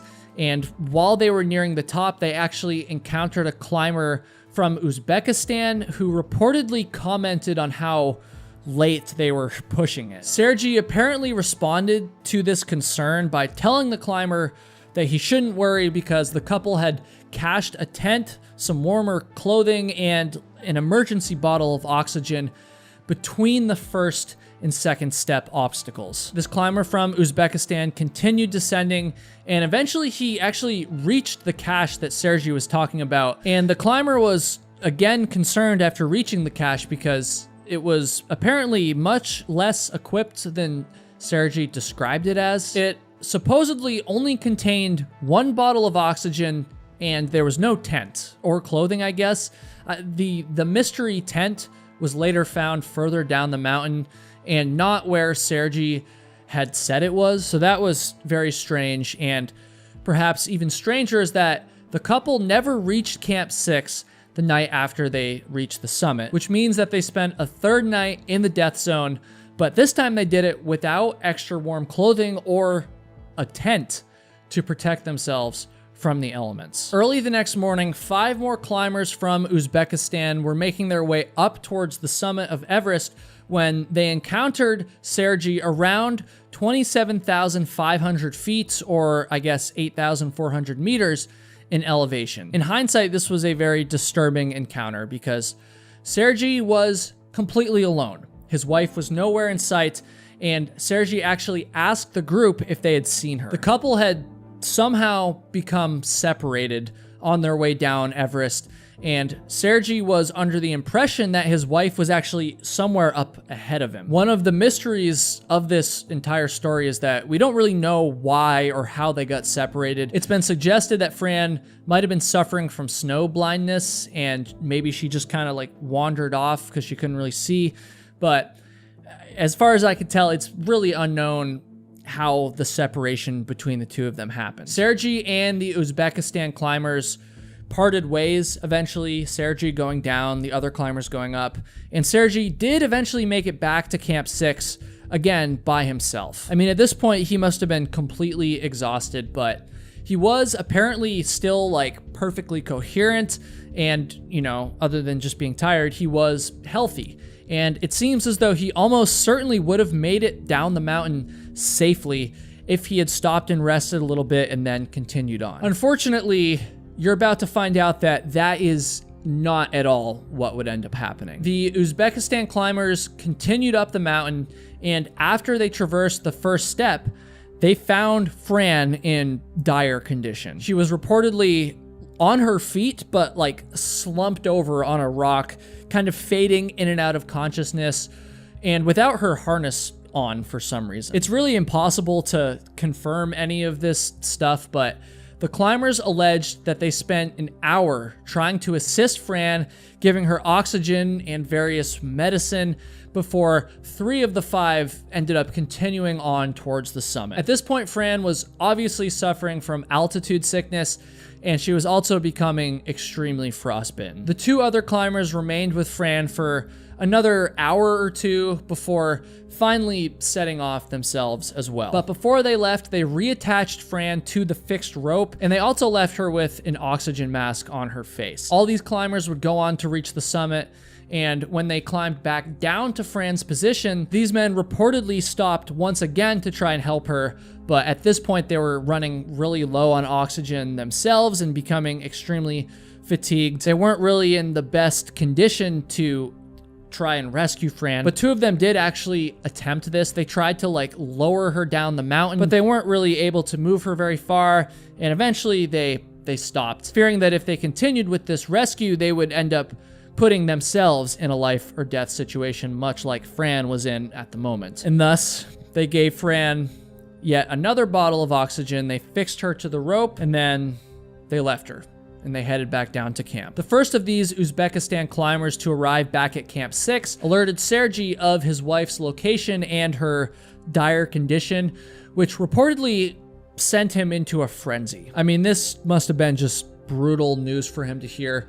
He reportedly actually started climbing immediately back up the mountain by himself, but he didn't make it very far before some of the other climbers there convinced him to at least take some bottled oxygen and some medicine with him. And so he briefly returned, he grabbed these items, and then he set off back up the mountain all by himself in order to try to save his wife. At this point, Sergei had spent days and days in the death zone with no supplemental oxygen. Again, he was completely exhausted, and being an experienced and competent climber, he would have known that his rescue attempt would very likely cost him his own life. At the same time, he also would have known that nobody else was going to risk their own lives in order to save Fran. He knew that she was on the verge of death, probably too far gone at that point, but regardless of this, he still set out anyway, risking his life. I mean, he didn't even hesitate. It was nothing short of, I'm going to call it a heroic move. So at this point, the climbers from Uzbekistan had kind of like broken up into different groups. Some of them had already reached camp and talked to Sergei, but some of them were still coming down the mountain. And so as Sergei was climbing up, he actually intersected some of these last climbers. They had a brief exchange with him, and they told him that his wife was still alive, and that was pretty much it. They parted ways. And unfortunately, after this encounter was over, Sergei Arsentiev was never seen alive ever again. The next morning, Kathy O'Dowd and a few other members from her team, and also another team from a different team from Uzbekistan, they all found Fran still laying there fixed to the rope with barely any life left in her. O'Dowd actually assumed that she was dead until she saw Fran's body twitch. And so when this happened, she went over to Fran, and she unknowingly became the captive audience for Fran's last words on Earth. Fran reportedly said, quote, "Don't leave me, don't leave me." As an experienced mountaineer, O'Dowd knew that doing exactly that, leaving Fran there, was definitely a possible outcome because it was looking like she was probably too far gone to save. Kathy O'Dowd told Fran that she needed to go get a few more members from her team, to which Fran said, quote, "Why are you doing this to me?" The group of climbers all began to try and help Fran. They gave her oxygen. They tried putting her warmer clothes back on her, some of which she had apparently taken off. It's a very common thing that people with advanced stages of hypothermia will do. They'll get this weird warm sensation all of a sudden and take off their clothing. So they did all this to try to help her before they actually tried to pick her up and carry her down the mountain. This proved to be far too exhausting and impossible for the climbers because they were also realizing that they were burning a lot of their own oxygen trying to help Fran, and they were getting low on oxygen. Fran then suddenly proclaimed, quote, "I am American.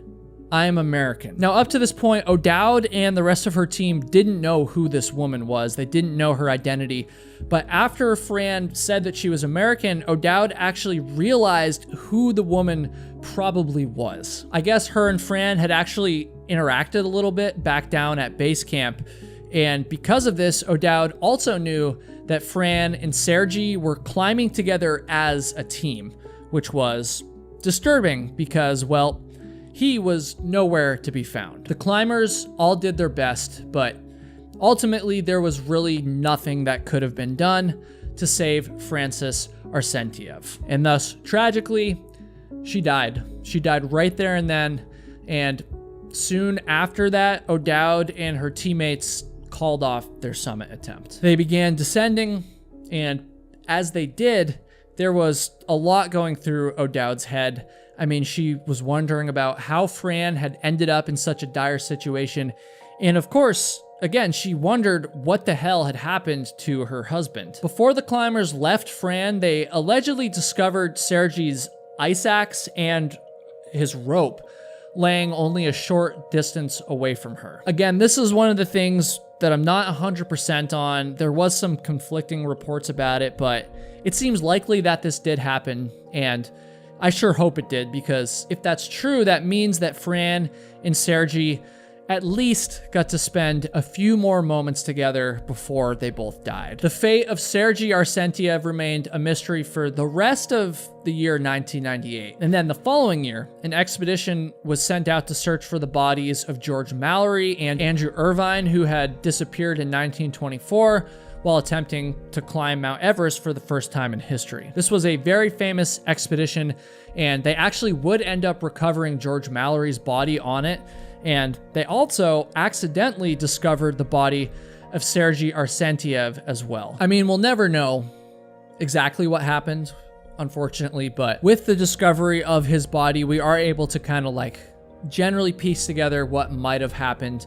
And so here's that theory. It appears as though Sergei, who was desperate to save his wife, fell and died while in the process of trying to like move her down the mountain. Once again, when Sergei first heard about his wife's condition, he could have stayed at Camp 6 and then safely descended the mountain the next day. He definitely had enough energy. He was still healthy at this time. And if he had done that, I mean, he would almost certainly still be alive today, but that's not what he did. He was willing to risk his life to save his wife, and unfortunately, he paid the ultimate price for it. So, now I have a somewhat controversial question for all of you. First of all, thank you for watching this far into the video, and if you've enjoyed it, please subscribe to the channel and help us get to 1 million subscribers. We have a long ways to go, so please do that. Anyways, Fran and Sergei died doing what they loved, but my question is, do you think that it was worth it? Obviously, mountaineering is very dangerous. So how much risk is acceptable before it just becomes like a death wish? It's a tough question because like tons of people climb Mount Everest and they're completely fine, but a lot of people die while trying to climb it as well. And I'm not trying to suggest that people shouldn't be allowed to climb it or anything like that, but I don't know, dude, this story just has me thinking about what regrets, if any, Fran and Sergei would have had running through their heads in their final moments. My heart goes out to them. May they rest in peace. Hello? 911, what are you reporting? We were a couple of hikers stuck out in the Barclay area. What mountain is this? Bering Mountain. And we have fire all around us, and we can't get out. This is the face of a hiker who's currently standing face to face with death. What was supposed to be a fun peak bagging adventure for Steve Cooper and Matt Bishop quickly turned into a literal fight for their lives when they became trapped right smack in the middle of a forest fire raging through the Washington state wilderness. Oh, that came fast, dude. The fire was spreading so fast that they had no time to react and no possible chance of outrunning it. As the smoke got thicker and thicker and breathing became harder and harder, the two men made a last-ditch effort and called 911. The dispatcher told them to hang tight and that he would call back shortly. The men tried to keep themselves calm, but I mean, at this point, their family members had been alerted about the dire situation they were in, and for those family members, keeping calm was all but impossible. 911, what is the location of your emergency? My best friend's husband is trapped by all of the fires, and so she's freaking out. The men waited and waited, and then finally, they received a call back from search and rescue. Cooper and Bishop were told that it was far too dangerous to attempt a rescue and that the men were essentially on their own. And thus, when that call ended, so too did their last lifeline. If Cooper and Bishop were gonna make it out alive, the only things that they had left to rely on were their legs, their brains, and their lungs. The next decision that they made would almost certainly be a matter of life or death. And so with that in mind, the men got moving. This is the harrowing story of Steve Cooper and Matt Bishop, the nightmare on Bering Mountain. Hopefully you guys get to see this video because otherwise we didn't make it. Folks, this story scares the absolute shit out of me, pardon my language, because I was actually in the area when this happened. Those of you that have been following the channel for a while, or those of you that have gone back and looked at my older videos, know that in 2022, I was actually in Washington State on the Pacific Crest Trail, right at the end of like a 2,000+ mile hike, and I ended up getting off trail because of forest fires. I actually bailed on my PCT through hike at Stevens Pass right there in Washington State. Folks, the 2022 hike is over. We made a decision, we're going home. As of right now, this is the last view of the PCT. Me and my friend Brandon actually almost hiked out that day, but multiple fires had started in the area that very morning, and so we kind of made a last-minute decision to just play it safe. And it just so happens that on that very same morning, less than 20 miles away from us, mind you, two men did make the decision to hike out into the Washington wilderness. And to be fair to them, unlike us, they had no prior knowledge of the worsening and even exploding fire situation. If they did, I'm sure that they would have made some different decisions, and well, I wouldn't be making this video for you all today. But alas, early in the morning on September 10th, 2022, Steve Cooper and Matt Bishop parked at the Barclay Lake trailhead in the Mount Baker Snoqualmie National Forest. Now, these guys were very close friends. They had been hiking together countless times over the years. They were both very experienced hikers. They were competent outdoorsmen, and they felt very comfortable tackling what was actually an unmaintained route that required some like off-trail scrambling. Their ultimate goal was to reach the summit of Bering Mountain. And so they start out, and their hike obviously was normal at the very beginning. Cooper was actually filming that day for his YouTube channel. And so unlike most of the stories that I cover on this channel, there's extensive footage from their ordeal that day. In fact, pretty much all of the B-roll that this video is going to use is going to be real footage that was taken by Cooper and Bishop. You can see them hiking here, and of course, everything looks just fine. They would have had no idea that within just a very short amount of time, they would literally be fighting for their lives. When Steve Cooper and Matt Bishop arrived at the trailhead that morning to start their hike, they did notice that there was a bit of smoke in the air.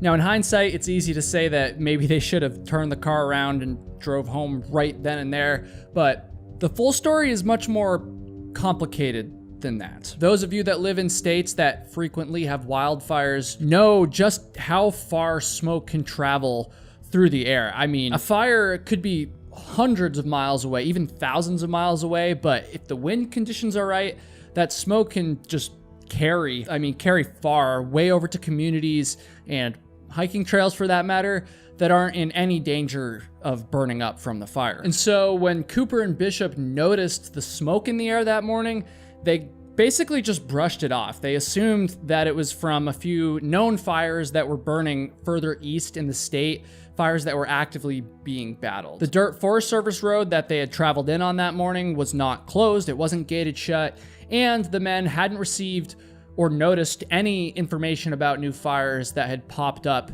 closer to their area. There was also at least 7 other vehicles in the parking lot that morning, and so with all that in mind, what did they really have to worry about? Cooper and Bishop climbed up to the ridge that would eventually lead them to the summit of Bering Mountain. And as they made their way up this higher and more exposed route, they began to be absolutely pummeled by wind. I'm sure the wind was annoying, but it wasn't anything that they couldn't handle, obviously.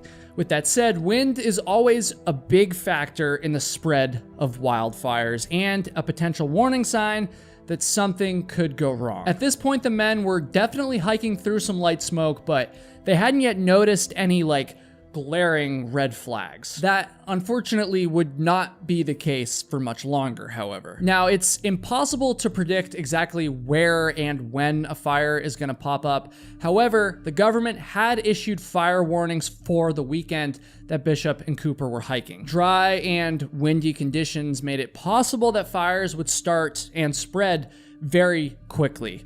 But in Cooper and Bishop's defense, I mean, that time of year in that part of the country, there's pretty much always a serious risk for fires. Summer hiking season always overlaps with fire season, and so you have to accept some level of risk if you're going to go out at all that time of year. And of course, besides the fire risk, summer is the best time of year weather-wise to hike in that part of the country. What would go on to become known as the Bolt Creek Fire had started early in the morning on September 10th, 2022. By 6:30 in the morning, the situation was still developing, but reportedly, firefighting resources had been requested at that point. It was quickly becoming apparent that this fire was growing rapidly.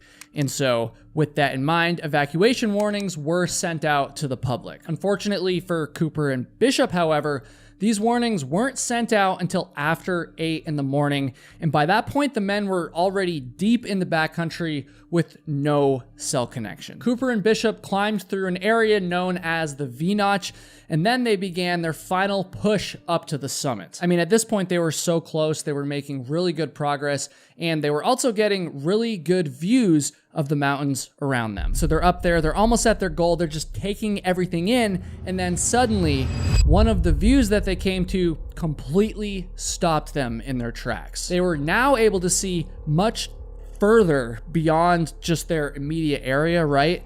And they couldn't help but notice that about 3 peaks away from them, there was a massive fire. This must have been an awful sight. I mean, they could see these thick columns of smoke rising out of the forest, and perhaps even more concerningly, they could see literal flames. Now, as a hiker myself, seeing flames, I mean, that's panic time. Okay, well, I mean, you don't want to panic, obviously, but I think you know what I mean. If you can see flames, you are in immediate danger, especially when it's as windy as it was on September 10th, 2022. And so once the men realized how bad and how close this fire was, they made the very wise decision to turn around. Even though they were so close to the summit, they turned around and they started heading back for their car. So we're gonna turn it around. The fire is getting really close to us and we don't feel safe, so we had 500 feet till we hit the summit, but that fire is pretty close, so we gotta jam down. The men scrambled about halfway back down the V-Notch, and at the same time, the fire scrambled directly towards them. And what happened next is literally a nightmare scenario.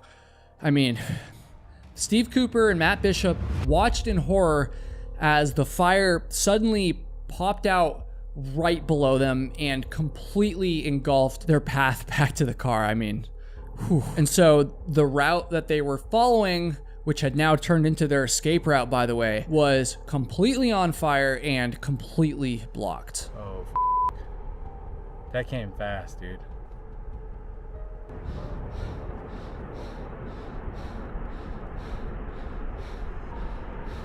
Cooper and Bishop now had, I mean, they had no choice but to turn around and go back up the ridge towards the summit.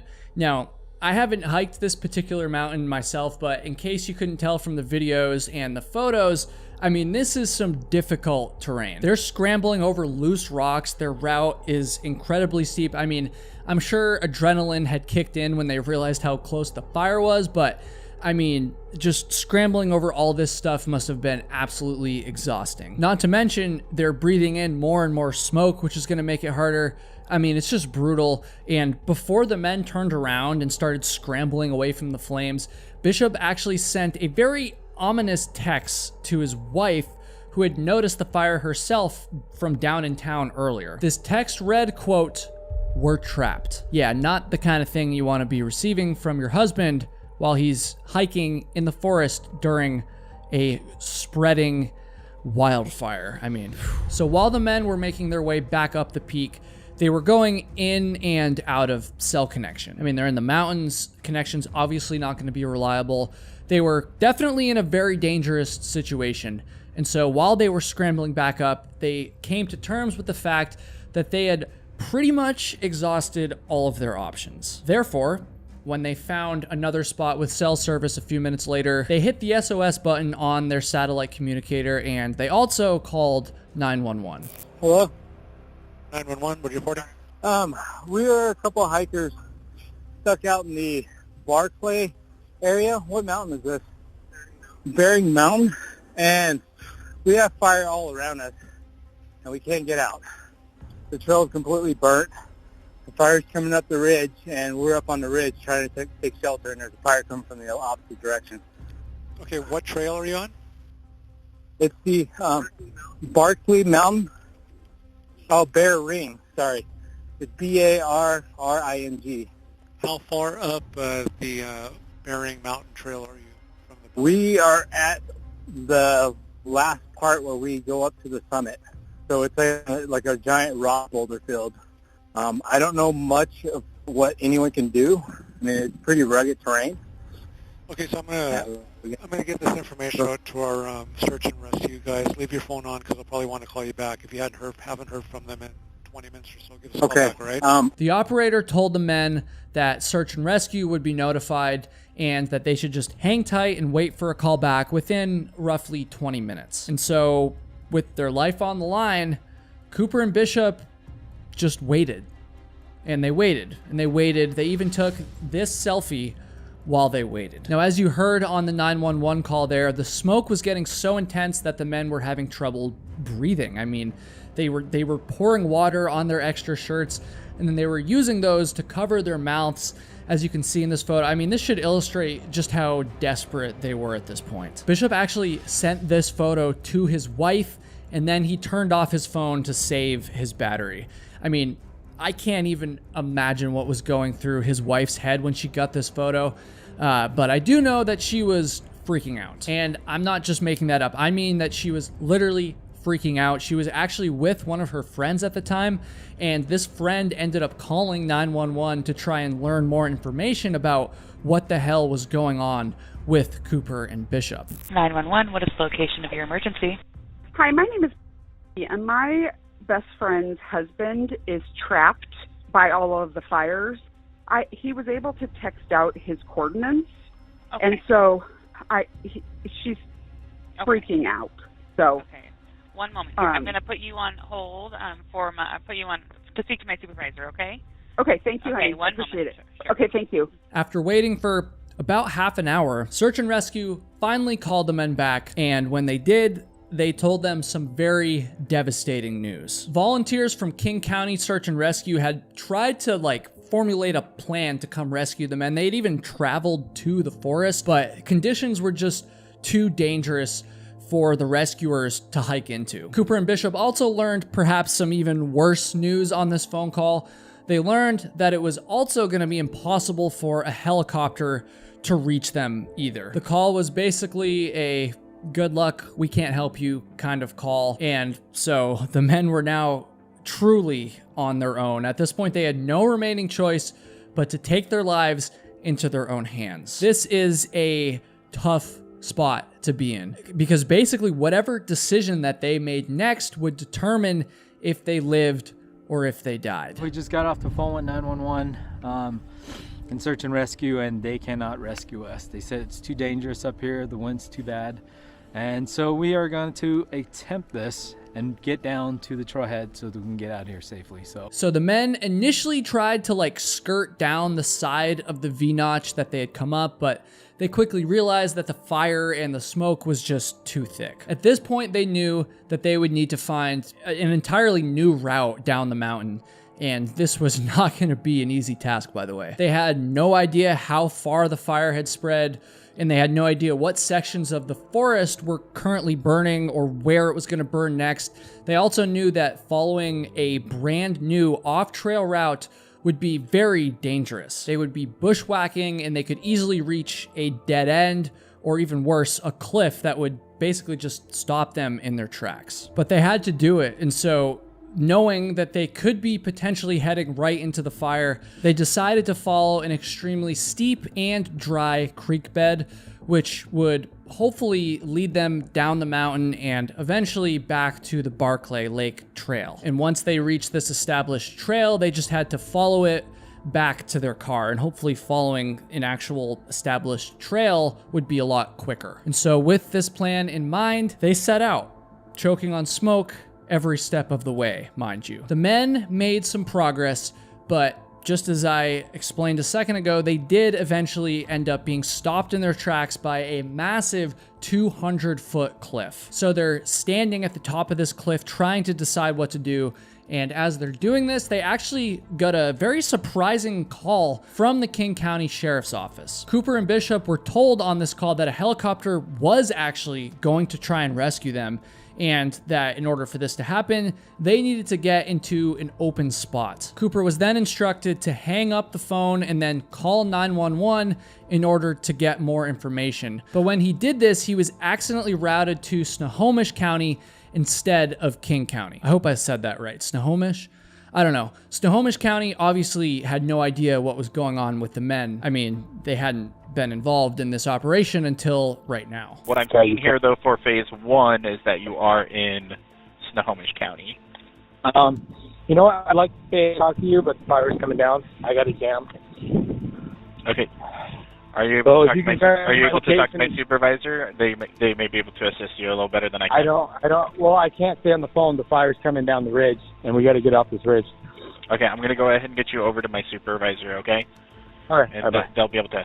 As Cooper attempted to explain his situation to this new dispatcher, Bishop noticed that the fire had started moving up the dry creek bed, going right towards the men. In a moment of, I guess you could say, panic, Cooper actually hung up on the dispatcher, and the men scrambled to find a different way down the mountain. This is just so crazy to me. I can't imagine how difficult this must have been for them.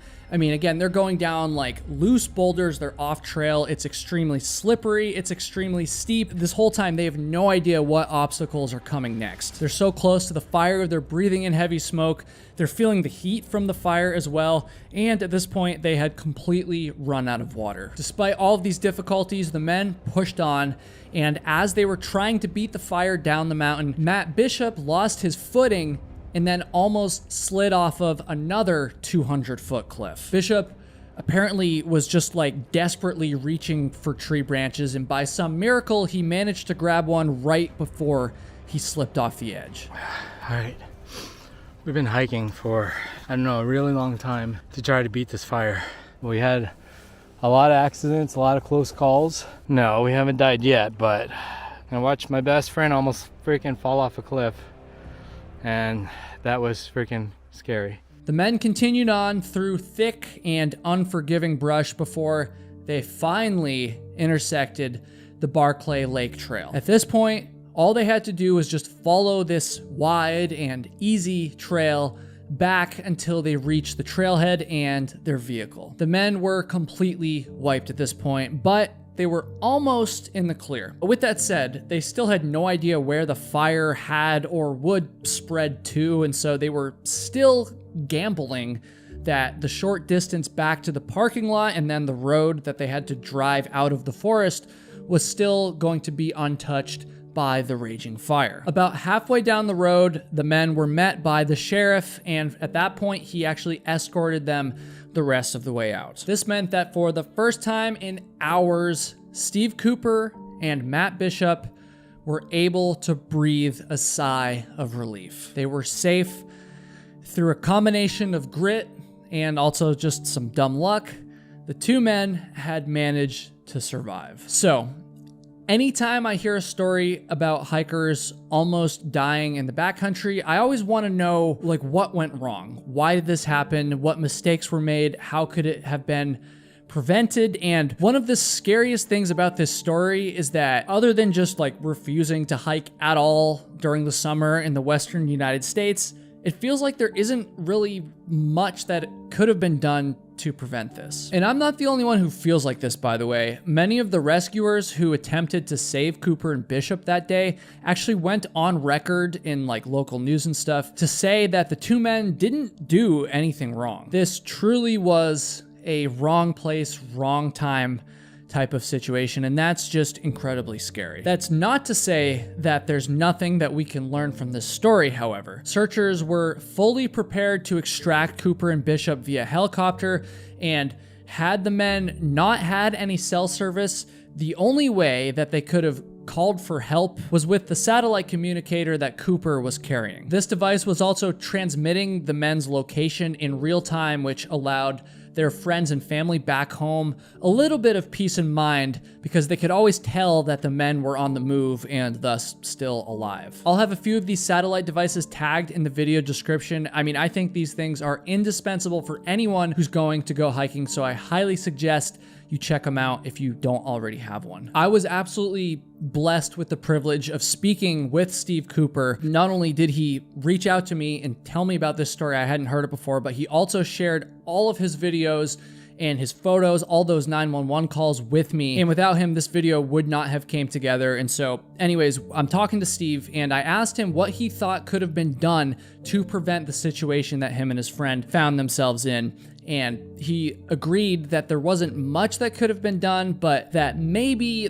the two men shouldn't have gone out hiking after a red flag warning had been issued. Again, this is tough because these red flag warnings happen all the time, and if you're never gonna hike when there's a risk of wildfires in the western United States, you're really never going to hike at all in the summer, but I still think it's worth mentioning that. So, in my opinion, the biggest lesson here is just how important it is to stay calm when you're in a backcountry emergency, or any emergency for that matter. Cooper and Bishop were in grave danger for hours, and yet you probably noticed in the videos and in the 911 calls, they stayed extremely calm. I'm willing to bet that if they had panicked, they would have made some bad decisions, and they probably wouldn't have made it as a result. So, I mean, hats off to them for how calm they stayed in their actions. I mean, well freaking done, gentlemen. Another big lesson to be learned here is that you cannot ever bank on search and rescue to bail you out. Now, if they give you instructions, you should definitely listen to them, but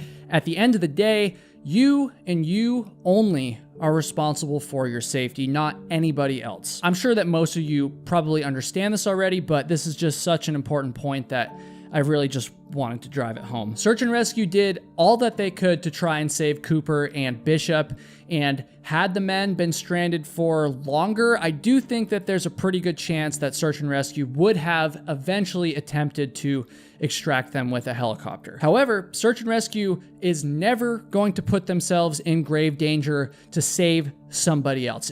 I mean, they shouldn't have to do that. Cooper and Bishop fully understood that, and after they made it out safely, they even went like out of their way to thank search and rescue, and they went on the record to acknowledge that literally the last thing that they wanted was to put any search and rescue volunteers at risk, which I think is very commendable of them. And so, speaking of search and rescue, I've made a donation to the two agencies who worked to save Cooper and Bishop. That would be King County Search and Rescue and Snohomish County Search and Rescue. Again, I hope I'm saying that right. I'll have a link to their websites in the description. And remember, these are non-profit volunteer organizations, so I encourage you to please leave a donation as well. And if you do, let me know in the comments. And I'd like to say a massive thank you to Steve Cooper for contacting me about covering his story and sharing all the photos and videos. And I guess with that said, if you think you have a good story for a video on this channel, something that went wrong in the backcountry, please send me an email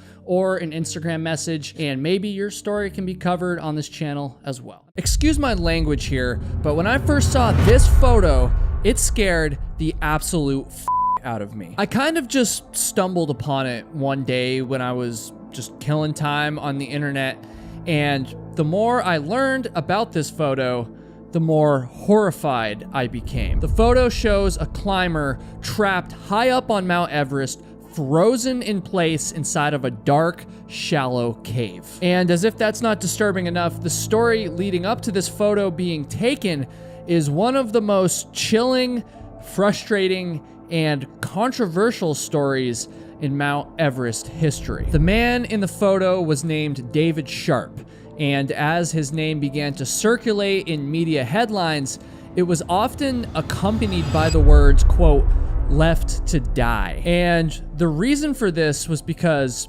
not one, not two, not even three, but rather an astonishing 40 climbers passed David Sharp as he was dying in that cave, and yet nobody was able to save him. Most of the climbers who passed him didn't even try. Before long, the first man to ever summit Mount Everest, and perhaps the most famous mountaineer in history, chimed in. Sir Edmund Hillary said, quote, "I think the whole attitude towards climbing Mount Everest has become rather horrifying. The people just want to get to the top. They don't give a damn for anybody else who may be in distress, and it doesn't impress me at all that they leave someone lying under a rock to die." But was that really what happened here? Was this truly a case of greedy, selfish climbers refusing to help somebody because it might interfere with their summit ambitions? Was David Sharp truly left to die, or were the circumstances surrounding the scene in this photo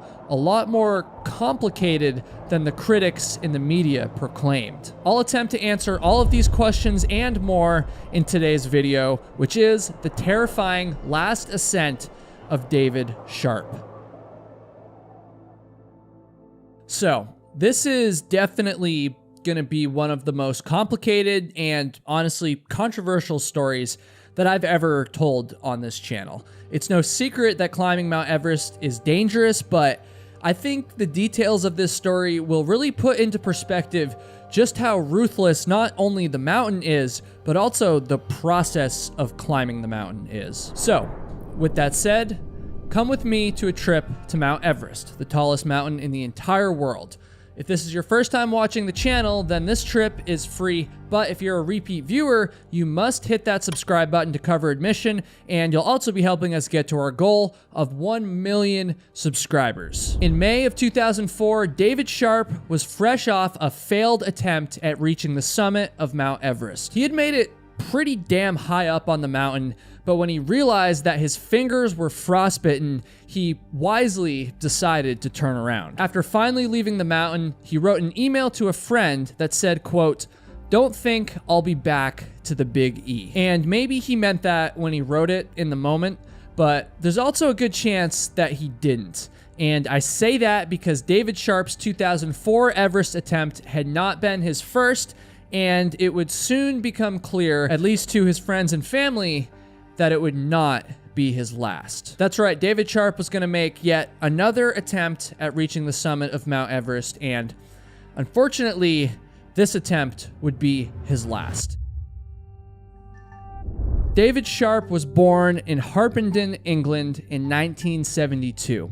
He was known as a bright student during his early years, and this would eventually lead him to earn a degree in mechanical engineering from the University of Nottingham. His time in university would prove to be very formative. Not only did it start the launch of his career, but it's also where he joined the mountaineering club and honed in his skills and his love for climbing. After college, David Sharp got a job working in the defense industry, and he continued to pursue mountaineering at the same time. He summited the Matterhorn in the Swiss Alps, Mount Elbrus, the tallest peak in Europe, Kilimanjaro in Africa, and eventually he set his eyes on Gasherbrum II, which is the 13th highest mountain in the world, located on the border of China and Pakistan. Sharp joined an expedition to attempt the summit, but in what would become an unfortunate theme of Sharp's climbing career, he didn't quite make it due to bad weather. The leader of this first expedition described Sharp as, quote, "socially not particularly adept, very much a loner." And he also said, quote, "he wasn't a tremendously safe climber and he wasn't good at decisions." But with that said, on his next expedition in 2002,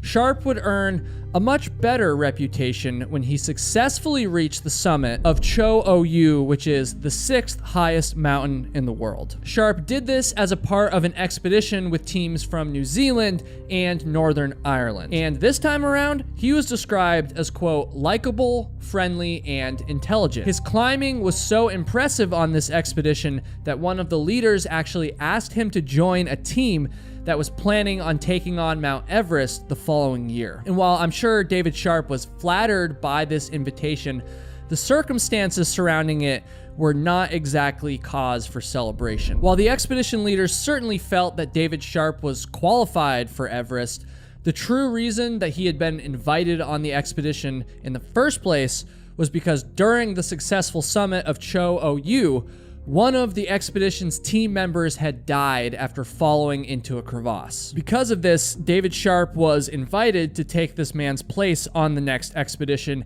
and I also think this is significant because Sharp would have been there when this man died. And so if he hadn't already understood the risks associated with mountaineering, he now certainly did. And thus, in April of 2003, Sharp and the rest of the expedition arrived at the base of Mount Everest. They waited for several weeks, training and acclimating, before finally making a push for the summit on May 22nd, 2003, via the North Route. Sharp was climbing with expedition leader Richard Dogan, I'm not exactly sure, when the two of them entered what is known as the Death Zone. The Death Zone is any altitude above 26,000 feet or 8,000 meters, where there is insufficient oxygen for humans to survive for long periods of time. After entering the Death Zone, Sharp and his partner continued to climb, and they eventually encountered a very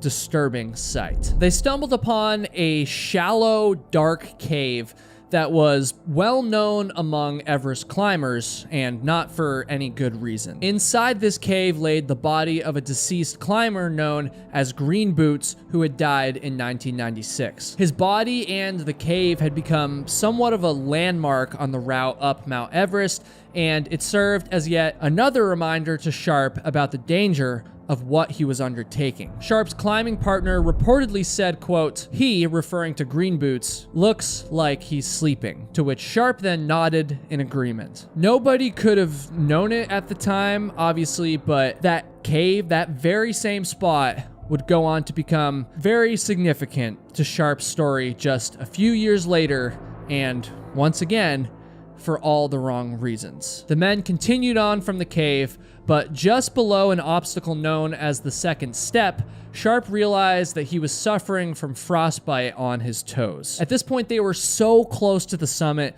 but they still made the safe and respectable call to turn around. And then on the way down, they encountered a Spanish climber who was pretty banged up. He was in real bad shape, and so Sharp and his partner provided this climber with oxygen and assisted him until his condition improved. And the reason that I point this out is because this was yet another example to Sharp of Mount Everest's danger. But with that said, perhaps the most painful and costly example of this danger became clear after David Sharp had returned to base camp. The frostbite on his toes was bad. It was so bad, in fact, that he would end up losing most of his big toe on his left foot and a part of another toe on his right foot. But despite this harm that Everest did to his body, David Sharp was determined to make another push for the summit. Despite his failure to make it, he had apparently climbed pretty well, and he almost certainly would have made it to the top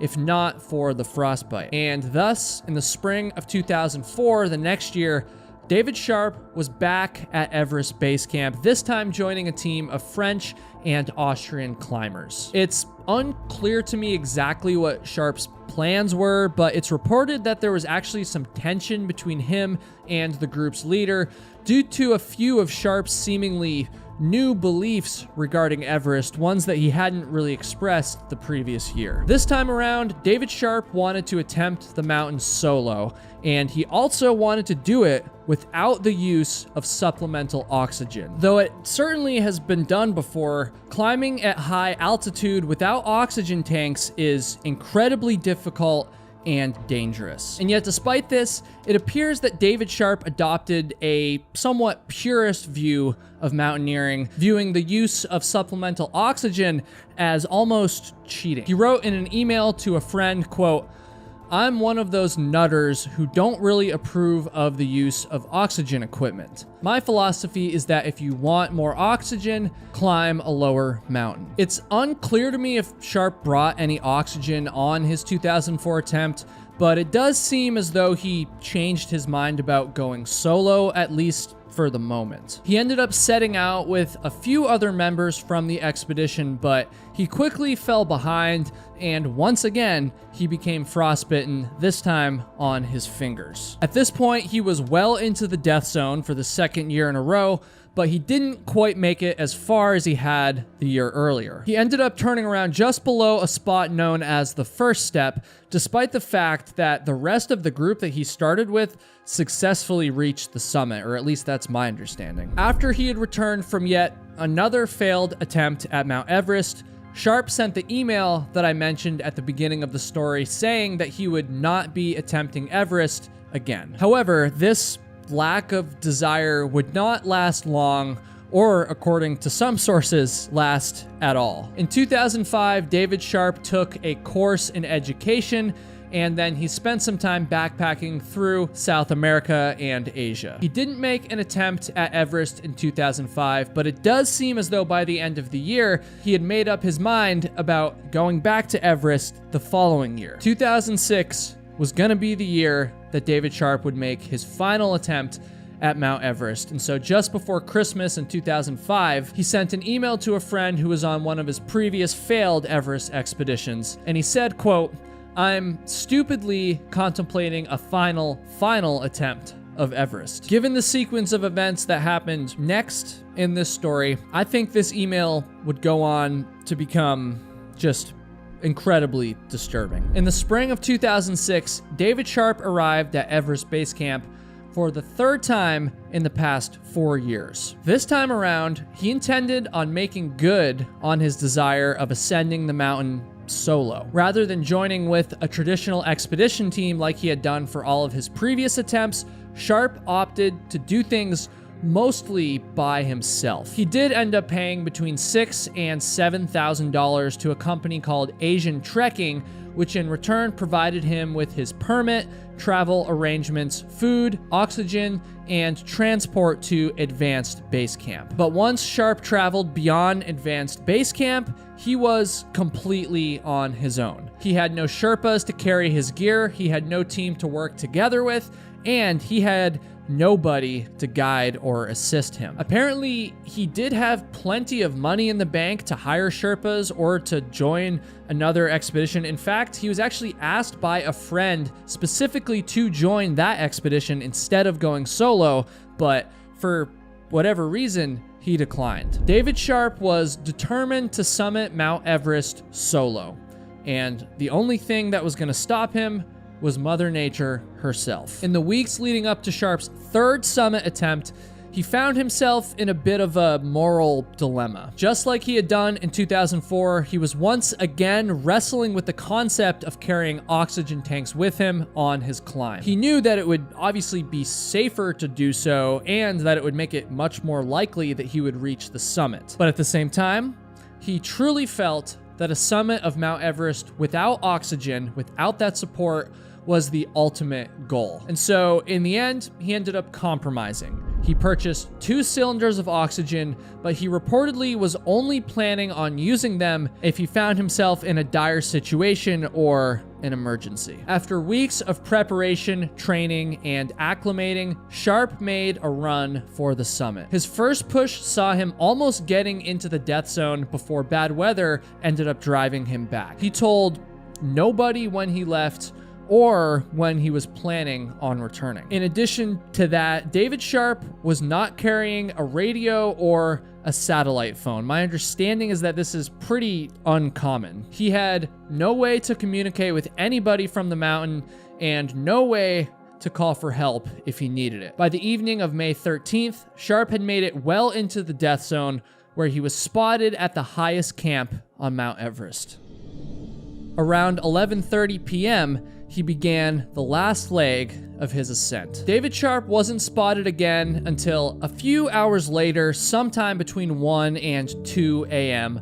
on the 14th. At this point, he was passed by a group led by American Bill Krause on a traverse known as the exit cracks. Sharp allegedly seemed tired as he was actually sitting off to the side of the worn path, and he was disconnected from the fixed line. My understanding is that he was disconnected from the line so that the other climbers could just pass through without having to like disconnect and then reconnect on the other side of him. And so at this point, he seemed tired, like I said, but given his actions here, it seems like he was still conscious and thinking clearly at least. Krause's group successfully reached the summit of Mount Everest, and then on their descent, they encountered Sharp again, who was still ascending at this time, by the way, and the location of this encounter was the third step, and it was now 11:20 in the morning. This time, the group actually had to unclip and reclip to get around Sharp, and Krause supposedly told Sharp to, quote, "Watch out." It's unclear to me if anything else was said between the two. Almost an hour and a half went by before Krause looked back up the mountain,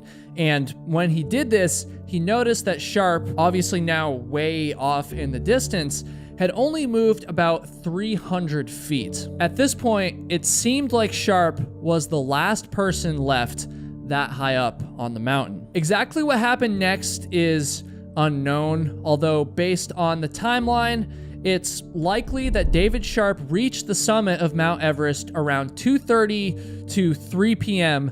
on May 14th, 2006. Though this meant that he would have finally achieved this years-long goal, it came at an immense cost. Sharp would have almost certainly have depleted his supplemental oxygen supply at this point, and he would have been just completely exhausted after over 15 straight hours of climbing. It should be noted that there isn't any definitive proof that David Sharp reached the summit, and this is because his camera was never recovered, and tragically, he wouldn't live to tell the story himself. At some point during the afternoon of May 14th, whether it was after summiting or not, David Sharp turned around and he began slowly trudging back towards camp. And on his descent, he once again passed the infamous cave and the landmark of Green Boots. Unlike the previous times he had passed the cave, instead of just moving on past Green Boots, David Sharp joined Green Boots. Around midnight on May 15th, David Sharp was spotted in this cave by two Turkish climbers who were making an early push for the summit. Sharp was reportedly looking through his backpack or something like that, and apparently he kind of just waved off the Turkish climbers. Because of this, they thought that things were fine and that he was just taking a break. But shortly after this encounter, more Turkish climbers passed the cave, and they came to a very different conclusion. They believed that David Sharp was not taking a break, but was rather dead, laying there in the cave next to Green Boots, the climber who had become such an infamous landmark on the route up Mount Everest. But David Sharp was not dead. Around 1 a.m., one of the most controversial encounters of this entire story occurred when a film crew capturing Mark Inglis's summit attempt stumbled upon the cave. Inglis was attempting to be the first double amputee to conquer Mount Everest, and he was being guided by a man named Mark Woodward, along with several Sherpas. When the group shined their lights into the Green Boots cave, they were horrified to see David Sharp sitting there, curled up in the fetal position, severely frostbitten and barely breathing. The group yelled out to him to try and get him to move, and they even shined a light into his eyes. They got no response after doing this stuff. It seemed like Sharp was just down and out, and so they left him there, and they continued their ascent up through the death zone. Woodward was quoted saying, "We pretty much considered that he was, if not dead, then not far off it. We all looked at him and realized he was pretty close to death and continued on." Hours went by, and David Sharp became more and more hypothermic and more frozen. And I mean not just cold, but literally frozen in place, by the way. Around 7 a.m., the Turkish climbers were coming back down the mountain, and now in the daylight, they were able to see a clear picture of how desperate Sharp's condition was. One of these climbers was quoted saying, "We made him upright and tried to give him some hot drink, but he couldn't drink it. His nose was completely frozen deep inside. His hand was frozen as a rock. He was able to open his eyes, but couldn't say anything." This group of climbers were already in the midst of dealing with their own emergency because one of the members of their expedition was suffering from altitude sickness, and so their resources and their energy were already stretched way too thin. There was really nothing that they could do to help David Sharp, but they did make a few radio calls alerting others on the mountain of Sharp's condition. And after they did this, they left him there and they continued to descend. A few hours later, yet another climber encountered Sharp, and this climber actually radioed down to base camp asking what he should do. The climber stated, quote, "I established that David was still alive but unconscious, and that his arms were frozen to the elbow and his legs were frozen to the knees, and he had frostbite to the nose." This climber also stated that Sharp had apparently removed his gloves and opened his jacket, which is behavior often exhibited by those suffering from severe hypothermia. This climber's expedition leader gave instructions over the radio to leave David Sharp and to continue descending. Now, this and the actions of some of the previous climbers might sound harsh, but the reality is that the death zone is not a place where you can expend extra energy and resources beyond what you've planned for. When you're that high up, you're on borrowed time. You can only be there for a very limited time window, and unfortunately, you have to put yourself and your safety first in certain situations like this. This climber in particular was already low on oxygen himself, and so he reportedly began to cry as he descended away from David Sharp. But some climbers did in fact go out of their way to try and assist Sharp. Just before noon on May 15th, two climbers generously gave some of their oxygen to the dying man. Apparently Sharp was conscious enough to mumble his name to these assisting climbers, but he was still unable to get up onto his feet. The climbers tried to help him up and help him walk, but this just proved to be too difficult, and so they moved him to a spot where he would at least be exposed to the sun. It was actually a spot where he laid directly over the route everybody was taking to descend, and then they unfortunately had to move on. After this, Mark Woodward's team once again encountered David Sharp, and once again, they concluded that he was beyond saving and simply continued on down the mountain. The next day, on May 16th, a Korean expedition encountered Sharp, and for the first time, they confirmed that he had died. They radioed this news back down to base camp, and eventually the news traveled far beyond Everest, and it appeared in headlines all over the world. Now, unfortunately, climbing accidents like this happen fairly consistently, and most of them don't make international headlines. However, the reason that David Sharp's story did was because of the fact that so many people had passed him while he was dying, and yet nobody was able to save him. Even more so, it seemed like nobody had even really tried. Investigations revealed that up to 40 climbers passed David Sharp on the mountain while he suffered and he froze to death, which is a number that sounds pretty horrifying, though I do want to note that my understanding at least is that most of these climbers either didn't see him, or they thought that he was green boots, or they thought that he was already dead. This didn't stop the media buzz, however. Journalists and commenters said that he was, quote, left for dead, and it didn't take long before one of the most famous mountaineers in history chimed in on the story. In 1953, Sir Edmund Hillary reached the summit of Mount Everest for the very first time in history, along with Sherpa Tenzing Norgay. Apologies if I got that name wrong. Now, by 2006, Hillary was in his late 80s, but he was still tapped into the world of mountaineering, and he had this to say about the controversy surrounding David Sharp's death. All I can say is that in our expedition, there was never any likelihood whatsoever, if one member of the party was incapacitated, that we would just leave him to die. I think the whole attitude towards climbing Mount Everest has become rather horrifying. The people just want to get to the top. They don't give a damn for anybody else who may be in distress, and it doesn't impress me at all that they leave someone lying under a rock to die. These statements from such an iconic and well-respected mountaineer only added fuel to the fire. Mark Inglis and Mark Woodward were targeted for much of the criticism surrounding the events, but not everybody agreed that Sharp had really been, quote, left for dead. In fact, Sharp's own mother made it perfectly clear that she did not blame anybody for not rescuing Sharp. She said, quote, "Your only responsibility is to save yourself, not to try to save anyone else." And this brings us to a major ethical dilemma, one that people have been divided over for years and will undoubtedly continue to debate probably forever. Now, I'm a backpacker. I'm not a mountaineer, and so my opinion is pretty worthless when it comes to all this stuff, but it is my video, and so I will say that it seems like a lot of the criticism towards those who passed David Sharp in May of 2006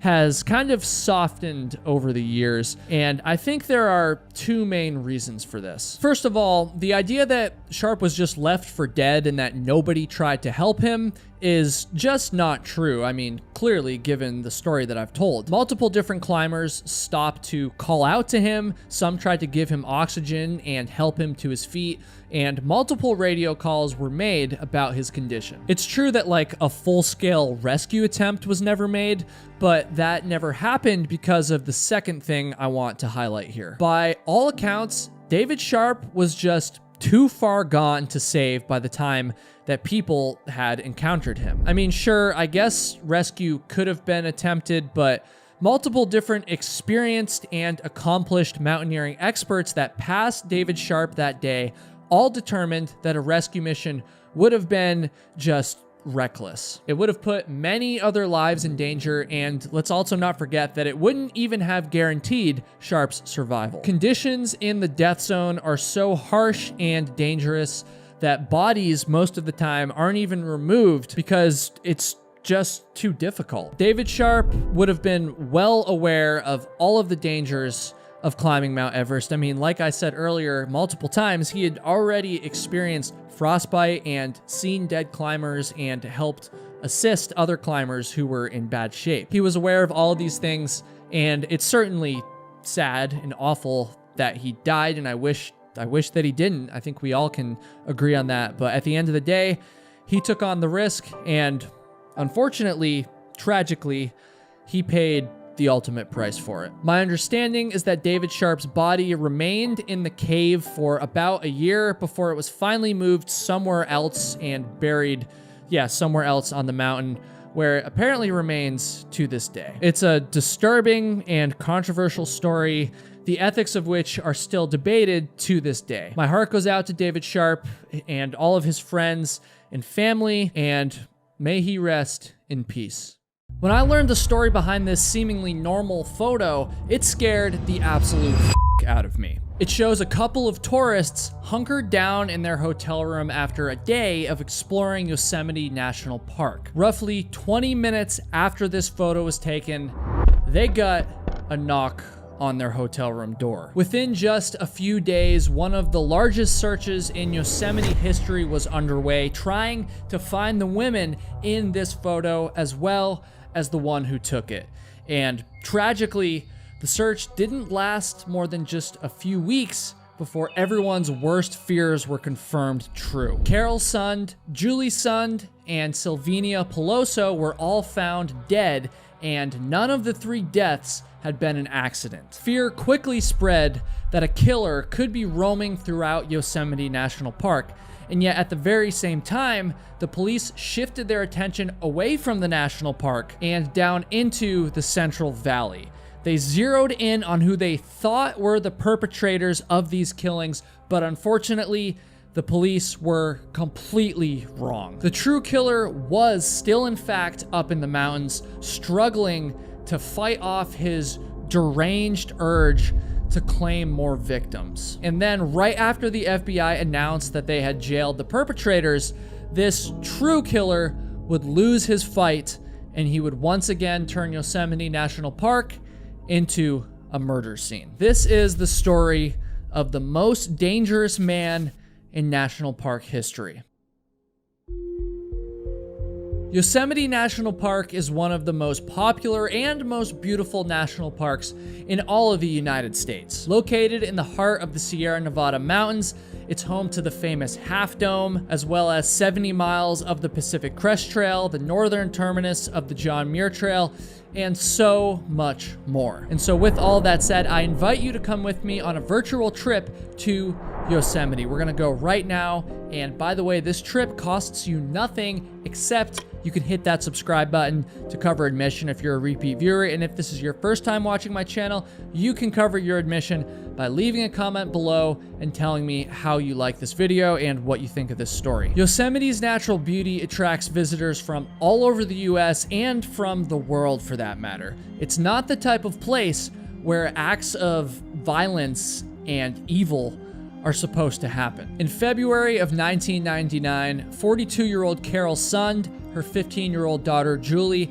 and 16-year-old Silvina Peloso took a trip to Yosemite National Park. And because of the cold weather that time of year, they opted not to camp or to stay outside overnight, and they instead booked a room at the Cedar Lodge in El Portal, California, which is located just outside of the national park boundary. My understanding is that El Portal is essentially a gateway community for the national park. The Suns and Peloso had flown into San Francisco and then rented a red Pontiac Grand Prix for the drive up into the mountains. On February 15th, the group spent the day sightseeing around the park, probably enjoying the lack of crowds relative to the summer anyways. They marveled in the beauty of Half Dome, they visited some of the other sites in the area, and they even spent some time in Yosemite Valley ice skating and just overall enjoying their time as tourists. After an exhausting day of sightseeing,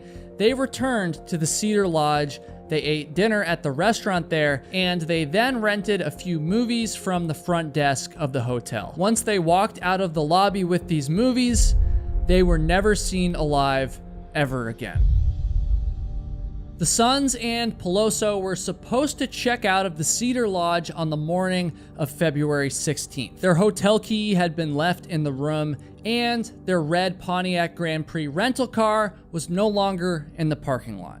It seemed as though the three women had left as planned, but they never showed up at the airport. Carol Sund's husband was supposed to pick them up there, and at first he assumed that they had made alternate plans. But then another day passed by and he still wasn't able to make contact with them. A check with their rental car company revealed that the Pontiac had never been returned to the lot. Clearly, something had gone wrong. And so it's at this point that Carol Sund, Julie Sund, and Silvina Peloso were reported missing, and a search within Yosemite National Park was launched. It was initially assumed that the women either got lost while they were hiking or even that they drove off a cliff somewhere. But then, while the police were in the middle of investigating these theories, they were thrown a disturbing curveball. Carol Sund's wallet was found on the streets of Modesto, California, some 100 miles away from the Cedar Lodge. And even more disturbingly, the wallet still contained all of Sund's cards and cash. That made it seem like robbery wasn't a motive in the disappearance, and it just wasn't a good sign. However, despite the disturbing nature of this find, it did initially seem like a promising clue. But then, weeks went by without any further information about the fate of the missing women. Weeks turned into a full month, and then, on March 18th, 1999, a hiker accidentally stumbled upon an absolutely horrifying scene that was tied to this case. The hiker was just off of California Highway 108 near Long Barn, California. He was walking along some seldom used logging roads, and when he was roughly 100 yards away from Highway 108, he came upon a burnt out red Pontiac Grand Prix. He reported the findings to the police, And when investigators arrived on scene the following day, they discovered that the license plate number of this burnt out car matched the plate number of the missing rental car. And then, when they opened the trunk, everybody's worst fears were confirmed true. Inside the trunk, investigators found the burnt bodies of Carol Sund and Silvina Peloso. The only way that they were even able to confirm the identities of the women was through dental records and DNA, which should tell you a lot. Missing, however, from the gruesome scene was the body of the third victim, Julie Sund, which was a mystery that would only last for a few more days. At this point, there was little doubt that the three women had, obviously been met with foul play, but just in case the FBI needed even more assurance of this, I guess, on March 25th, an anonymous tip was received which led investigators to their final body, that of Julie Sund. Her body was discovered in the brush by an overlook at the Don Pedro Reservoir in Moccasin, California. And just like her mother and her friend, she too had been met with a extremely violent end. The three murders sent shockwaves through the communities that surrounded Yosemite National Park, and a lot of pressure was put on the FBI to arrest whoever was responsible and to do it fast. This is exactly what the FBI did over the next few weeks. A number of repeat criminals from the Modesto area were arrested, and they were also questioned extensively. At one point, the FBI even claimed that they had forensic evidence linking two suspects to the murders, as well as self-incriminating information that was given by one of them. And if I seem a little confused while I'm telling you this, you're going to understand why very shortly. In June of 1999, roughly 3 months after the bodies were discovered, FBI agent in charge James Maddox said, quote, "I do feel we have all of the main players in jail, but we are in no rush to charge them." Tuolumne County District Attorney Nina Dean agreed, and they stuck to their word, because over a month went by and still no charges had been filed. But if the FBI and the county's top prosecutor said that the murder suspects were in custody, isn't that enough assurance that Yosemite National Park was in fact safe and it was free from a roaming killer? I think this is probably how a lot of people felt at the time, even if the suspects hadn't been charged or tried yet. Well, unfortunately, the FBI was dead wrong. There was still a killer roaming throughout Yosemite National Park. During the investigation into the murders of the Sunds and Peloso, this madman was just waiting around to get caught and fighting his urge to kill again the entire time.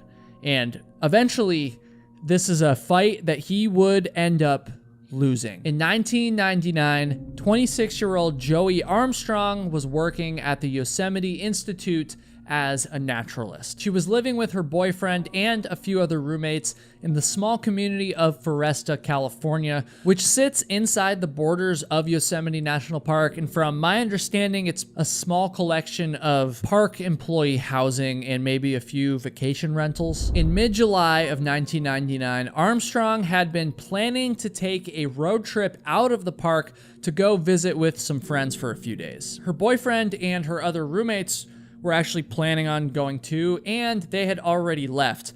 But Armstrong had to work on July 21st, and therefore she stayed behind for a little bit extra, and she was planning on leaving on the 22nd. And yet, despite these plans, Joey Armstrong never left Yosemite National Park. Her friends became worried when she didn't show up as expected, and with the murders that had occurred a few months earlier in mind, they decided to report her missing. Searchers quickly traveled to Foresta, and what they found would solidify the story of the Yosemite murders into national park history and American history forever. When they arrived at Armstrong's green cabin, they found her pickup parked in the driveway just as you would expect. Inside of the truck were the belongings that she had packed for her planned road trip, a road trip, which obviously never happened. Searchers kind of like fanned out and began searching the wilderness that surrounded the remote cabin, and eventually one group of them spotted some footprints that led off into the woods. These footprints kind of made it look like there had been a chase on foot. I mean, not a good sign. They followed these footprints for a little bit until they finally reached a shallow ditch filled with water. Just a warning, this next part is very disturbing. When they looked inside of the ditch, they found the decapitated body of Joey Armstrong. As soon as the word got out about Armstrong's murder, yet another massive wave of fear spread throughout Yosemite National Park and the surrounding communities. The two murder scenes were very different from each other. The first one was like well planned and hidden, and the other one, Armstrong's murder, was extremely blatant. But just the fact that there had been two separate killings within a few months committed inside the national park was just so rare that pretty much everybody started to assume that the two killings were connected. And as history would show, this assumption was correct. And unlike the killings committed back in March, after Armstrong's murder, the police would quickly zero in on the actual real suspect. On the night of July 21st, the same night that Armstrong was killed, a park employee had noticed an unusual vehicle parked near her residence. Because this area was so remote and seldom traveled, it's not surprising to me that any unfamiliar vehicles that drove into the area would probably stand out and be noticed. The particular vehicle in question was a blue and white International Harvester Scout. And since this was the most obvious clue that the police had to go on, they wasted no time scouring the nearby roads in search of this vehicle. And this effort would pay off, because on the very same day that Armstrong's body was found, this is July 22nd, police noticed a matching vehicle parked on the side of California Highway 140, only about a 20-minute drive from the park's boundary. The police followed a short, unmarked trail down to the Merced River, where they found a man in his 30s all by himself, smoking a joint and sunbathing naked. This man told the investigators that his name was Cary Stainer and that he was an employee at the Cedar Lodge, which was the very same hotel that the Sons and Peloso had been staying at the night that they were killed. Stainer's initial encounter with law enforcement was fairly brief, but before the police left, they took some photos of Stainer's tires. His tire treads were quickly matched to some tire tracks that were found at the scene of Armstrong's murder, and within 2 days, Stainer was arrested. I feel like most of the time when a criminal is arrested, maybe I've just watched too much Cops or whatever, but they usually lie and like make up a story which tries to make them sound innocent. Or if they're smart, they won't even do that. They'll just shut up and get a lawyer and let the lawyer do the talking on their behalf. I feel like it's usually only after hours or even days of pressure and like hard interrogation that the criminal finally confesses to their crime. But Cary Stainer, for whatever reason, didn't lie at all, and he didn't even wait for the interrogation to begin before he started talking. While he was being driven to his police interview, Stainer openly confessed to murdering Joey Armstrong. And he didn't stop there, by the way. In a shocking turn of events, Stainer also confessed to killing Carol Sund, Julie Sund, and Sylvina Peloso. The FBI had been completely wrong about their initial list of suspects because Cary Stainer was in fact the Yosemite Park killer. The police finally had their man, but the story doesn't end here. In fact, it's actually far from over, because the more that investigators and the public learned about Stainer, the more bizarre and disturbing the circumstances surrounding the murders became. First of all, because Stainer lived and worked at the very same hotel where the first round of murders occurred, he had actually been interviewed by investigators before, Twice, actually. That's my understanding anyways. However, it appears to me that he was never really considered a suspect at this point. He was mostly just being interviewed because he worked there and it was just kind of a matter of routine. I would suspect that every employee that was working or around the night of the murders was probably interviewed. However, the FBI would go on to receive a lot of backlash from the public for dismissing Stainer as a suspect in these initial interviews, as well as just the overall way that they handled the first 3 murders. I'm not going to get into that controversy right now, but if you're familiar with this story or you've researched this case, then please leave your respectful thoughts about this in the comments. One of the strangest things about this entire story is the circumstances of Cary Stainer's childhood and his adolescence.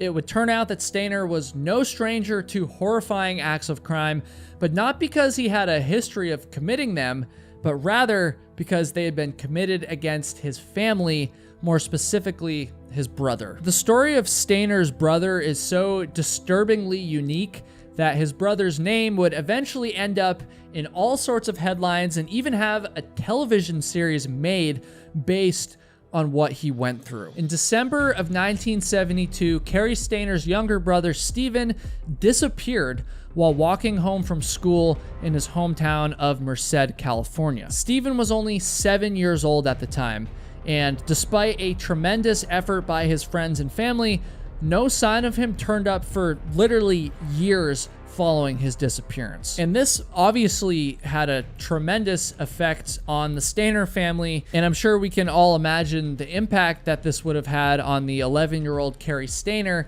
at the time. Eventually, the Stainers made the difficult adjustment to a life without their youngest son, and Cary Stainer entered high school and eventually gained a reputation as a skilled artist, and more specifically, a cartoonist. And then, at the beginning of March in 1980, I mean, this is crazy. 8 years after Stephen Stainer had gone missing, the Stainer family received some extremely shocking and also exciting news. I mean, this is the type of news that would make them incredibly happy, relieved, but also incredibly disturbed at the same time. The family learned that Stephen Stainer was alive and he had just escaped from 8 years of absolute hell. It would turn out that Stephen had been kidnapped by a deranged child predator named Kenneth Parnell, who would go on to repeatedly,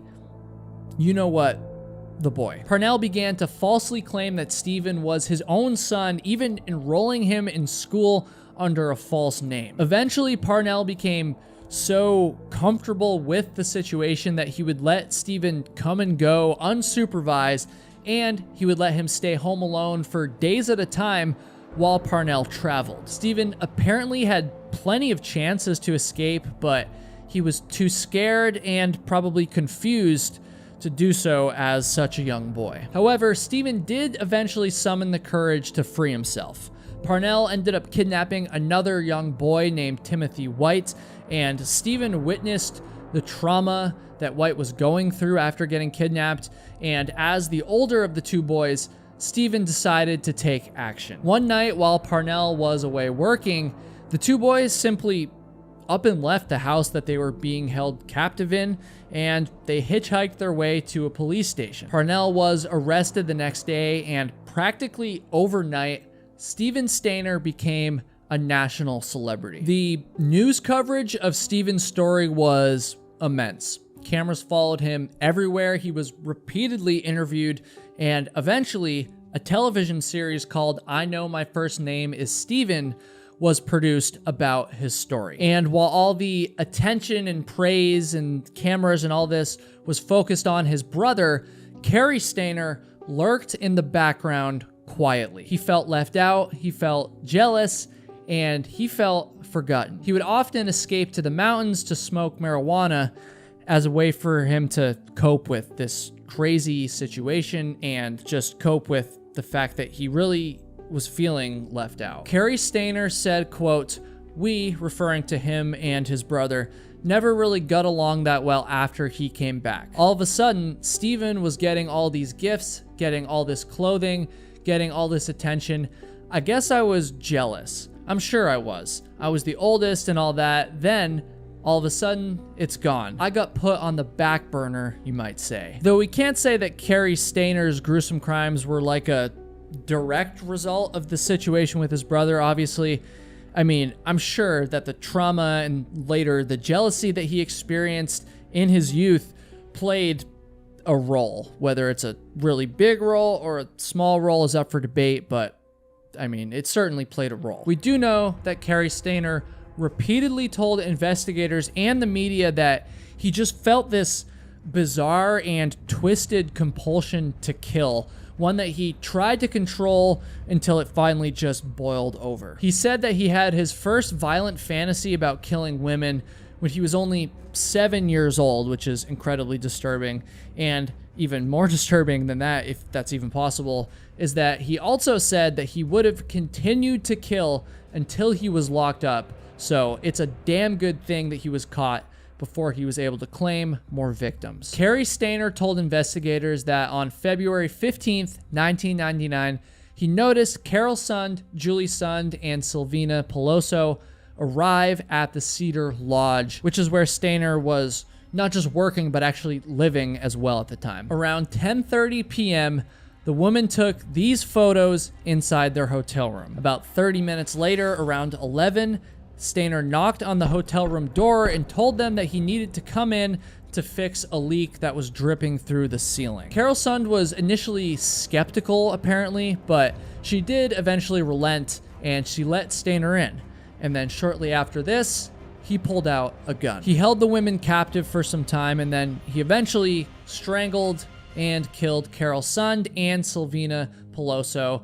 He then loaded their bodies into the trunk of their rental car, and then he forced Julie Sund into the passenger seat. He drove her to the Don Pedro Reservoir, where he eventually killed her too, and he left her body in the brush. Now, I'm sparing you a lot of the gruesome details here because I honestly can't say them out loud. It was awful.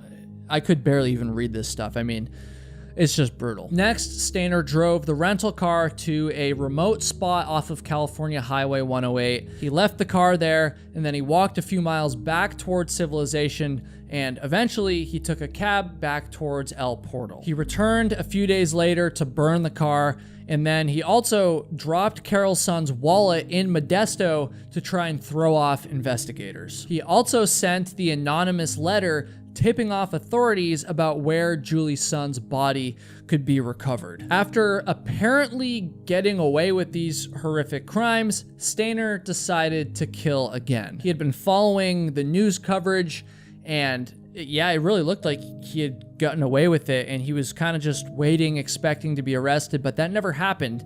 And so one day, he randomly drove up to Joey Armstrong, and this happened on the evening of July 21st, 1999. Stayner sensed an opportunity here, and this was truly a random, wrong place, wrong time type of thing. Stayner held Armstrong at gunpoint, and he actually bound her up inside her cabin before forcing her into his vehicle. However, Armstrong apparently was able to actually open the car door and throw herself out of the vehicle while it was moving before she took off running into the woods towards a nearby cabin. Stayner stopped the car and ran after her, and tragically, he did eventually catch up to her after about 100 yards of running through the woods, and when he caught her, Stayner killed her on the spot. Cary Stayner was sentenced to life in prison without the possibility of parole for killing Armstrong,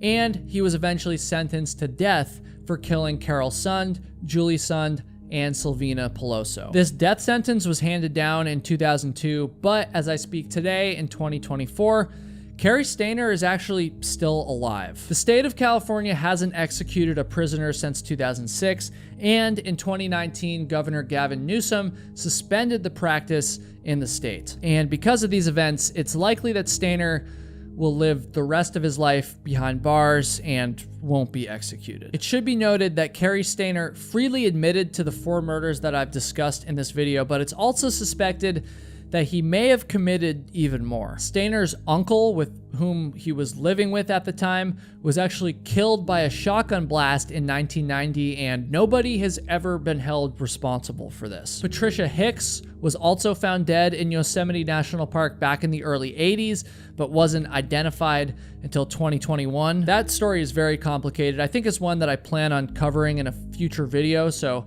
leave a comment if you want me to do that. For now, I'll just say that it's possible that Stayner committed this crime as well. There's been a few more murders in the area surrounding Yosemite that he is suspected of, but I gotta say he has denied involvement in any of these. Certainly doesn't mean he didn't do them, but he did admit to the other one so freely that I don't know. There's really no way of knowing right now. My give back call out for this video is the National Center for Victims of Crime, whose mission is to, quote, forge a national commitment to help victims of crime rebuild their lives. I'm not affiliated with this charity in any way. I just like to do these call outs at the end of my videos. And so I'll have a link to their website in the description. I've made a donation to them and I encourage you to do so as well. Leave a comment and let me know if or how this story has affected your relationship with national parks. I'm really curious about this. I'm guessing that many of you have probably heard this story before the video, and so maybe you were already aware of it. I don't know. For myself, I think that this and other similar stories are an important reminder about how, even though national parks and I guess other outdoor recreation areas for that matter, even though these places are significantly safer than literally any city, they're still not completely immune from crime. Again, it's extremely rare, and I personally choose not to let these stories deter me from getting outside and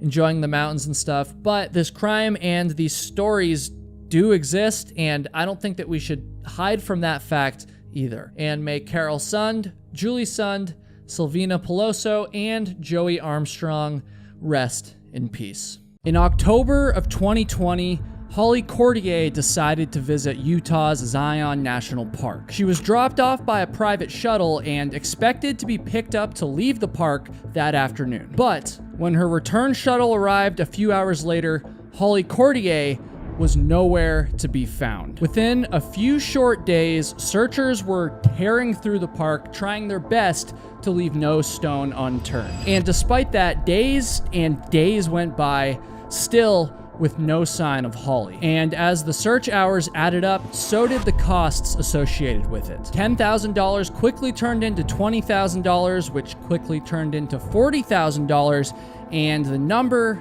kept climbing. But after all, when an innocent hiker is lost in the wilderness, I think most people believe that no cost should be spared to find them. Holly's family even set up a GoFundMe in order to help with the costs associated with finding her. But little did they know, this GoFundMe would quickly turn into the center of attention in Holly's case. Holly Cordier was found alive, albeit barely, almost 2 weeks after she had gone missing. Initially, this was cause for celebration, but this celebration quickly turned to scrutiny when one of the sheriffs involved in the search and investigation came out and publicly questioned the circumstances surrounding Holly's disappearance. Was her disappearance legitimate, or was it done in order to potentially pocket the GoFundMe cash? Was she really stranded in the wild during the 12 days that she was missing, or was she hiding out somewhere else only to reappear at a spot that was suspiciously close to the parking lot she started from? And on the flip side, did the authorities even have a right to question her disappearance in the first place? If her case was so suspicious,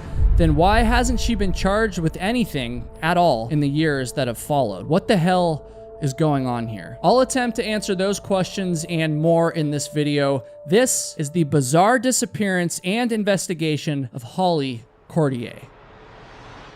On October 6th, 2020, 38-year-old Holly Cordier traveled to Zion National Park. And just a side note here, I'm gonna pronounce it as Cordier, but I honestly found a few different ways that people pronounced it online, and so I hope that's right. That seemed like the most common way to say it, but I'm not exactly sure. Anyways, Holly had recently lost her job due to the response to the coronavirus pandemic and was reportedly traveling the country in a converted van. She took a private shuttle into Zion National Park and she was dropped off at the grotto parking area in the early afternoon. She was also briefly captured in this photo by a surveillance camera. After this photo was taken, Holly seemingly vanished. She was supposed to be picked up at the very same parking lot at 4:40 in the afternoon on October 6th, but she never showed up. I did see one report that mentioned she had plans to hike the Kayenta Trail towards Emerald Pools, but I also saw a statement from her family in which they said she had not shared her plans with anybody, so I'm not sure which account is true. I tend to believe the family, but regardless, I can't help but note that you should always leave your plans with somebody every single time you go hiking. And I'm not trying to lecture here, but whether it's a long multi-night excursion or just a short day hike, you should always do this. This is one of the biggest safety takeaways from this entire story, and I just wanted to make sure I got that in there. Despite the fact that she missed her planned shuttle in the afternoon, Holly wasn't reported missing until 2 days after she was last seen. And to be clear, I'm not trying to blame anybody for this. The shuttle drivers aren't responsible for anything other than driving, and I don't know, 2 days seems like a reasonable amount of time for her friends and family to realize that something was wrong. My understanding is that Holly was not carrying a cell phone at the time of her disappearance, which potentially means she had one less tool at her disposal that could have been used to bring her to safety. With that said, I don't know if she would have had cell service, but she wasn't carrying a cell phone apparently. I think that's important to note. On October 9th, park officials began searching Zion for any sign of Holly. They used search dogs, helicopters, and drones, and of course, a lot of manpower on foot. They were able to locate her vehicle at Zion's southwest entrance. Presumably that's where she got picked up by the shuttle, but there was no sign that she had been there recently. Well, actually, that's not entirely true. I did see some reports that there had been like a ticket or a sticker on her car that had been removed in the middle of the search while she was still missing, but don't take my word for that. I didn't see a ton of reporting about it, so it didn't seem that significant, but there was some chatter about that. And while that remained a mystery, investigators did have a clue into what items Holly had been carrying at the time of her hike. They believed that she was carrying a large Osprey backpack, a yoga mat, a puffy blanket, and a hammock. And honestly, this must have brought the searchers some sort of relief, because while that's not the ideal setup for spending the night in the wilderness, that is more gear than most day hikers would typically bring with them, and it could have potentially provided her with some much needed shelter and warmth while she was lost. My understanding is that she could have expected temperatures as low as 30 degrees Fahrenheit during the night, which is just under 0 degrees Celsius for my non-American viewers. Now, despite these seemingly promising gear choices, as the search dragged on, her friends and family became more and more concerned. Her daughter was quoted saying, "I do know there are fresh water streams she is able to get water from, but without food, we are running a few days on her survival, so this is very crucial." At some point during the search, Holly's loved ones created a GoFundMe to help raise money for supplies to find Holly, lodging expenses for her family, hiring special equipment, and medical expenses for if and hopefully when she was found. The search continued for 12 days, but then on Sunday, October 18th, everything changed. Park officials had received a tip that somebody had spotted a small human in a hammock. This tip was followed up on, and sure enough, it proved to be legit. The searcher that found Holly was quoted saying, "I came to a small social path that looked unused but led to an area of dense vegetation. I decided to investigate the area. As I moved through the brush, I noticed a blue object that I later identified as a backpack. As I made my way closer to the object, the area opened up and I could clearly see a hammock and a redacted, laying in the hammock. Holly Cordier was found in a, quote, thickly vegetated area along the Virgin River. She was thankfully alive, albeit just barely. She was severely dehydrated to the point where she apparently couldn't even open her mouth, and she had lost 15 to 18 pounds during her ordeal. She had bruises, quote, all over her body. Holly actually had a Sharpie with her at the time of her disappearance, and she had been making marks on a tree to count the number of days that had passed. She was also found with a large lump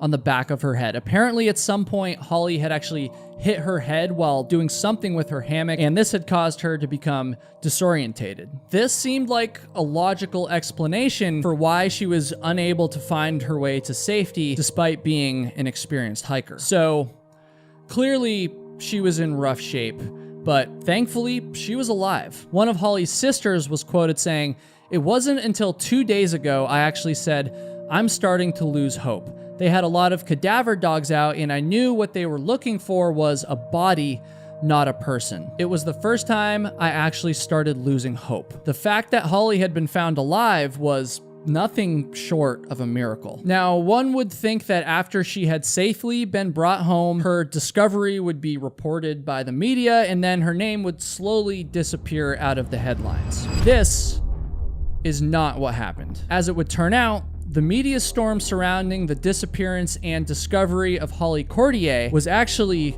just getting started. A few days after she had been brought home, Sergeant Daryl Cashin of the Washington County Sheriff's Office publicly questioned the circumstances surrounding Holly's disappearance. Sergeant Cashin had served as an advisor during the search, and according to him, at least at the time, things didn't add up. And this wasn't just a vague statement with no follow-through. Sergeant Cashin noted a number of discrepancies in Holly's story, the first of which was about Holly's water consumption, or lack thereof. She was found very close to the Virgin River, but this river apparently contained toxins that made it unsafe to drink from. Sergeant Cashin said that if Holly did in fact drink from the Virgin River, there would have been a high possibility of her dying. He also noted that if she didn't drink any water at all while she was missing, she would have died within 2 or 3 days. Sergeant Cashin was quoted saying, "Had she been drinking that water," referring to the Virgin River, "she would be extremely ill or passed on by now. If she did have a good water source, what was it?" As I mentioned earlier, Holly was so dehydrated that she apparently couldn't even open her mouth. And to this point, Sergeant Cashin said that in his experience working with patients, if they're so dehydrated that they can't open their mouth, they most likely would not survive, especially for almost 2 weeks. And the sergeant's speculation didn't stop there. He also questioned her condition at the time of her discovery and whether or not she was truly as banged up as her family had reported. Holly's daughter had said that Holly was so weak that she couldn't take more than a step or two without collapsing to the ground, but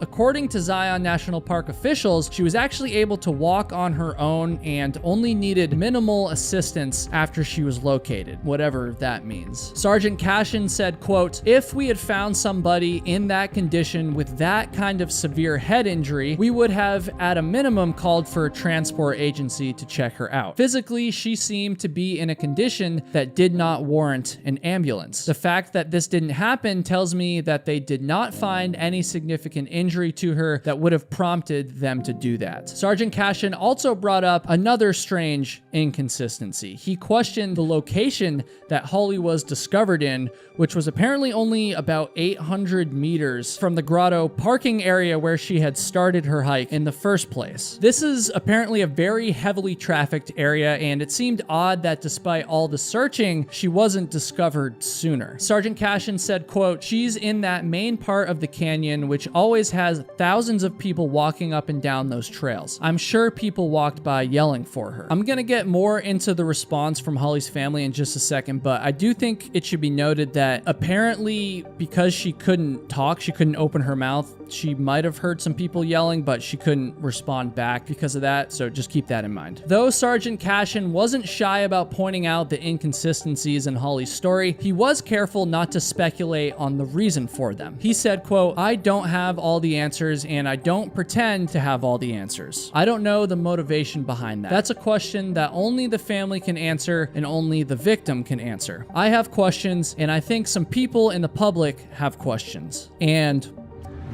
boy was he right. The public did in fact have questions. It didn't take long before online forums were abuzz with speculation, a lot of it, at least from what I see, relating to the GoFundMe that had been created while Holly was missing. My understanding is that this GoFundMe raised almost $12,000, and many people online believe that she had actually staged her disappearance to either pocket this money or to make money off of it in some other fashion. When confronted with all this speculation, Holly Cordier's family had no choice but to respond and to also explain their situation in greater detail. They started by updating the GoFundMe page with additional details about her disappearance and additional details about how the money was being used. Quoting from the page itself, "This fundraiser is and always was 100% legitimate. However, we acknowledge and respect people's concerns over the many inaccuracies portrayed by the press and social media regarding Holly's ordeal. Whomever has concerns about our use of their donation is welcome to request a refund without any objection from the family." They also went into greater detail about how the money was being used, including things like Holly's medical bills and future therapy costs. They also shed some light on her mental state leading up to her disappearance. Quote, "Holly has suffered from mental health issues in the past and went on her hike not in the best frame of mind. She did not intend to become injured or so weak on her journey, nor did she intend for her trip to become a search and rescue effort." Holly's sister also did an interview with Today.com, hoping to answer some of the questions surrounding the story. In this interview, her sister said that Holly had had a mental breakdown before the trip to Zion, and she talked about how her sister had experienced trauma over the last few years and had not properly dealt with it. She said that essentially Holly had gone out on a spiritual journey in the national park. Her sister also addressed the inconsistencies raised by Sergeant Cashin. When asked about whether or not Holly was able to leave the scene under her own power, which was again something that the sergeant had questioned, her sister said, quote, "It's just so blown out of proportion. When you think you're gonna die and you see a ranger," she said she literally got like giddy inside because she knew she was going to now see her daughter and her family. So you definitely have some adrenaline working for you at that point, which,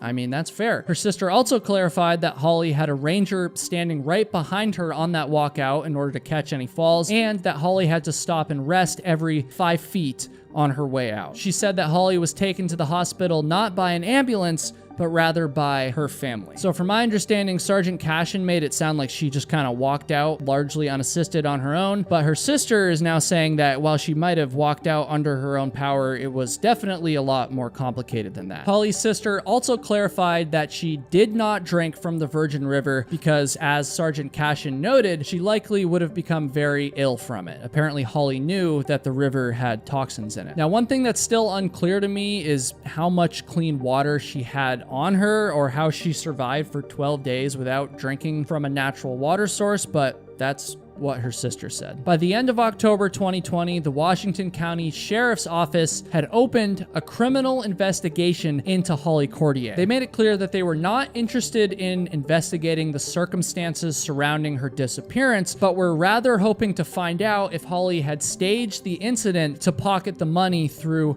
her GoFundMe page. A few months went by, and then, in January of 2021, the sheriff's office reached their conclusion, much to the dismay of Holly's online critics, by the way. They did not, in fact, believe Holly was guilty of fraud. Lieutenant David Krause said, quote, "We never found any evidence to support any of the claims that any criminal activity took place. There was a lot of miscommunication, speculation, and sometimes it came to not having all the facts." A few months later, Zion National Park released the investigation documents, which were heavily redacted. You might have noticed that earlier, and they didn't really reveal much new information other than the fact that the search for Holly Cordier had costed over $60,000. So, where does that leave us today? Holly Cordier was never charged with any crime, and her family has maintained her innocence to this day. They've even, albeit very gently and respectfully, criticized the sheriff for his initial speculation about the case. Now, everything I've presented to you in this video is just the facts about what happened. You might have noticed I quoted a lot in this video, and that's because I was really just trying to stick yeah, to the facts. But having researched this story quite a bit, obviously, I do want to share a bit of my personal opinion. While I do think that some of the details surrounding her disappearance were sketchy, most notably the water thing, like I said, I still don't know what she drank. She must have had a lot of water on her, I guess. But anyways, some of the details were certainly sketchy, but I also think that the sheriff caused a lot of grief for Holly and her family by questioning things publicly. His concerns at the time were definitely valid, but couldn't he have kept those under wraps while the investigation was going on? Like, why did he have to go to the media? And as far as the GoFundMe thing goes, GoFundMes are heavily regulated, and to steal money through it in such a highly publicized case, I mean, this was making national headlines. That just seems very bold to me, and personally, I'm pretty doubtful that this was her plan. To me, it really seems like she was in a bad mental state at the time. She made some poor choices as a result, and some unclear statements by her family and a sheriff eager to make some headlines just made the entire situation even worse. But that's just me. Feel free to leave your thoughts in the comments, although please make sure you do so in a respectful manner. I'm gonna say it one more time, folks, always leave your hiking itinerary with somebody else before you set off into the wilderness. Always take your cell phone with you, and even better than that, always carry a satellite messenger in case you need to call for help and you don't have cell service. I cannot stress these points enough. Now, despite some of the lack of clarity and controversy, my heart does go out to Holly and her family. I'm so glad that she was okay, and genuinely, I hope that she's doing a lot better today. I honestly do feel pretty bad for her and her family for the grief that was caused by all the online speculation, and honestly, part of the reason why I wanted to make this video. Now, even though this story is a few years old, I've still seen it mentioned from time to time online, and again, you can make up your own mind here, but hopefully, I was able to clear some things up. On a normal Friday morning in June of 2021, Andrew Devers made an impulsive,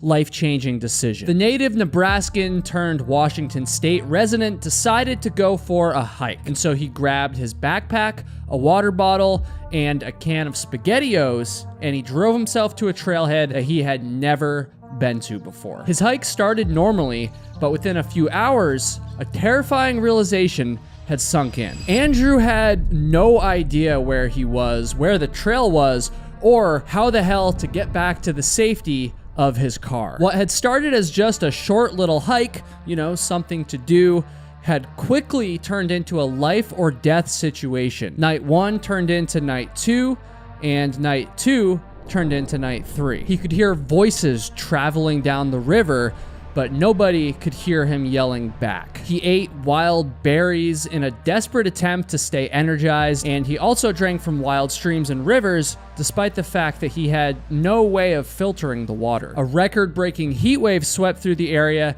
adding heat stroke and dehydration to the list of potential dangers. Eventually, Andrew was even violently swept off his feet by the strong current of the river, and he nearly drowned right then and there. He knew his chances of surviving were getting smaller and smaller with each passing day. Eventually, Andrew came to the realization that he was gonna die, and his only objective after this was to make it easier for the rescue workers to recover his body. This is the terrifying ordeal of Andrew Devers. On June 18th, 2021, 25-year-old Andrew Devers decided he needed some fresh air. It was the summer after all. The sun was shining, and Andrew now lived in Washington State, which is a state that's known for its natural beauty and outdoor recreation opportunities. Why not go for a hike? He thought. What could possibly go wrong? Andrew wasn't a total beginner, but he definitely wasn't an expert hiker either. He had been going out for short day hikes a few times a summer for the past number of years, and he did feel comfortable hiking on his own. For this particular hike, Andrew chose the Pratt River Trail, which is a trail that he had never been on before. He grabbed his backpack and he loaded it up with a bottle of water and a can of SpaghettiOs, and then he drove out to the Middle Fork Campground in North Bend, Washington. It was here that his adventure began. Well, actually, taking one quick step back, before Andrew hiked out, he actually realized that he had left some cans of Mountain Dew in his trunk. He knew that this was definitely not the optimal hiking drink, but it was there, and so he threw a few cans of it in his backpack as well. As Andrew began hiking, he quickly realized that the Pratt River Trail was different than any trail he had been on before. He was used to hiking on wide, well-graded trails that receive a lot of foot traffic, but this trail, however, did not receive much use at the time. It was very narrow, it was overgrown, and it was difficult to follow in a lot of spots. Now, I will say that once you've got a decent amount of hiking experience, you do tend to get pretty good at following not so obvious trails like this. But for an overconfident beginner like Andrew, solo hiking an overgrown, seldom used trail is a recipe for disaster. Andrew continued down the Pratt River Trail, and despite its difficulty, he actually quite enjoyed the first part of his hike. Eventually, the trail opened up in an area that had been devastated previously by a landfall. Downed trees and branches were everywhere, and it made the already confusing trail even more confusing for Andrew. He hiked a bit further, but soon decided that the conditions were too difficult and that he didn't want to finish the trail. And so he turned around and he retraced his steps down back to the scene of the landslide, and it's here that he made an understandable but also very dangerous mistake. Following his intuition, Andrew Devers continued down what he believed was the trail. And rather than proceeding slowly, double checking his surroundings to make sure that he was going the right way, Andrew kind of just zoned out and got lost in his own head. Now, this is totally normal to do while hiking. I've done it countless times, especially if you have ADHD like Andrew does. But unfortunately, after just zoning out down the trail for around 45 minutes, Andrew would come to deeply regret his lack of awareness. If you didn't guess it by now, Andrew had taken a wrong turn. And while he was kind of just lost in his thoughts walking down what he thought was the trail, he was actually wandering further and further into the wilderness, away from any established marked routes. By the time he realized he had taken a wrong turn, there was no longer any visible path for him to follow. Andrew began looking for any sign of where to go, but a few hours passed and he still couldn't find his way back to the trail. Now, this is the moment where I feel like most people would probably start panicking. I mean, you're lost, you're all alone in the wilderness with no overnight gear. I mean, that's a pretty scary situation. Andrew, however, didn't panic. He remained hopeful that he would hear somebody eventually, and since the weather was still nice, he thought his chances were pretty good. There's actually a few important lessons that I want to highlight real quick here. The first one is that if Andrew had been using a GPS or even just a paper map potentially and a compass, he would have likely been able to stay on the correct trail, or at the very least, he could have used these tools to navigate himself out to safety. And the next lesson I want to highlight here is that whenever you're unsure of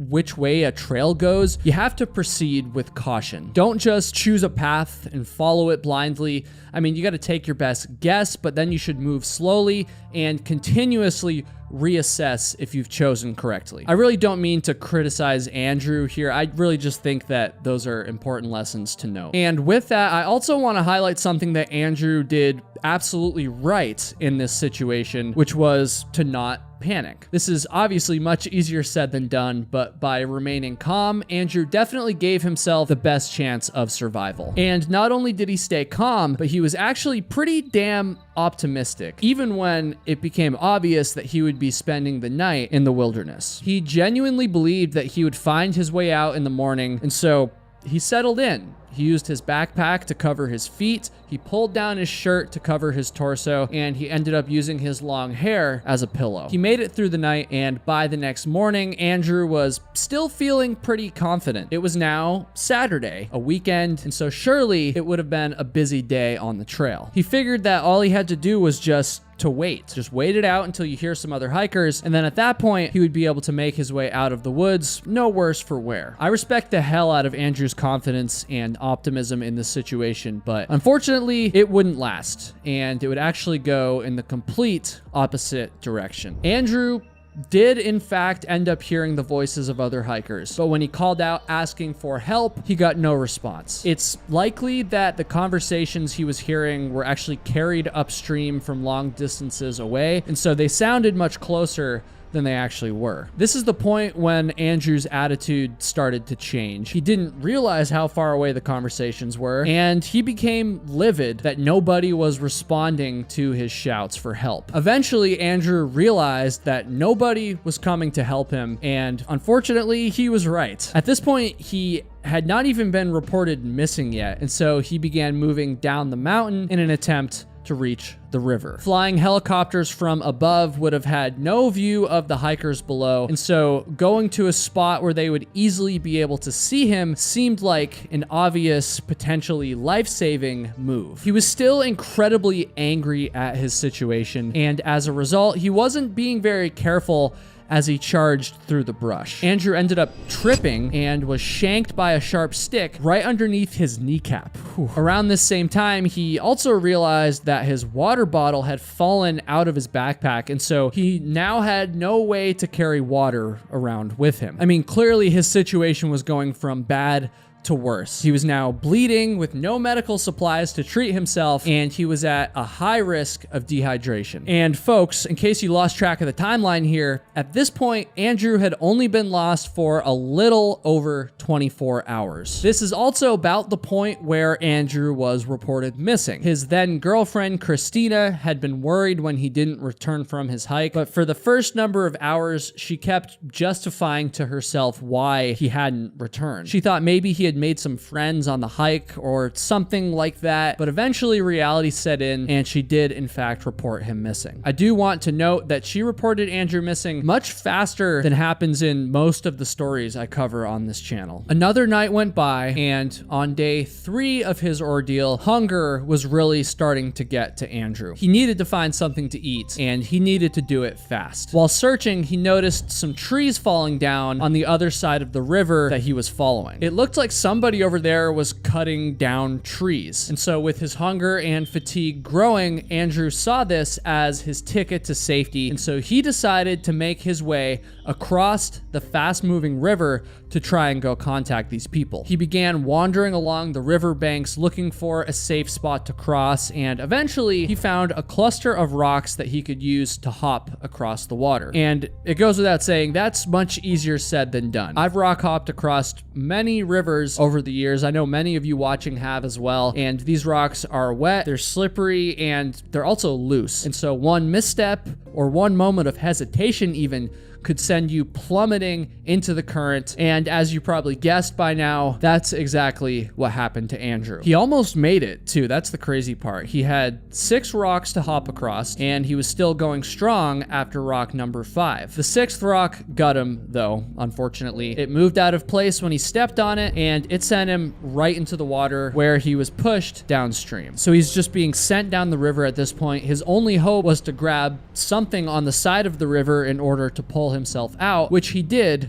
when a stray branch came into view. But of course, this branch snapped when he grabbed onto it. He was still determined to save himself, however, and so Andrew tried again. He grabbed onto another branch, and this time, miraculously, it worked, and he very quickly found himself standing up on the side of the river. Crisis had been averted, at least for the moment, and actually, another miracle was about to take place as well. As Andrew was collecting himself after nearly drowning, he felt a calling from his then girlfriend, Christina. Here, he could have sworn, is what she said, telling him to look to his right. When he did this, he discovered a trail of berries that led him to a soft, mossy spot that would have been pretty nice to sleep in. He now had a little bit of food, a somewhat comfortable spot to rest, and earlier in the day, he had actually discovered an abandoned knife and a pot, which were now 2 additional tools for his survival arsenal. Finally, Andrew was experiencing some strokes of luck after suffering so many blows over the previous days. But despite this luck, Andrew was still in deep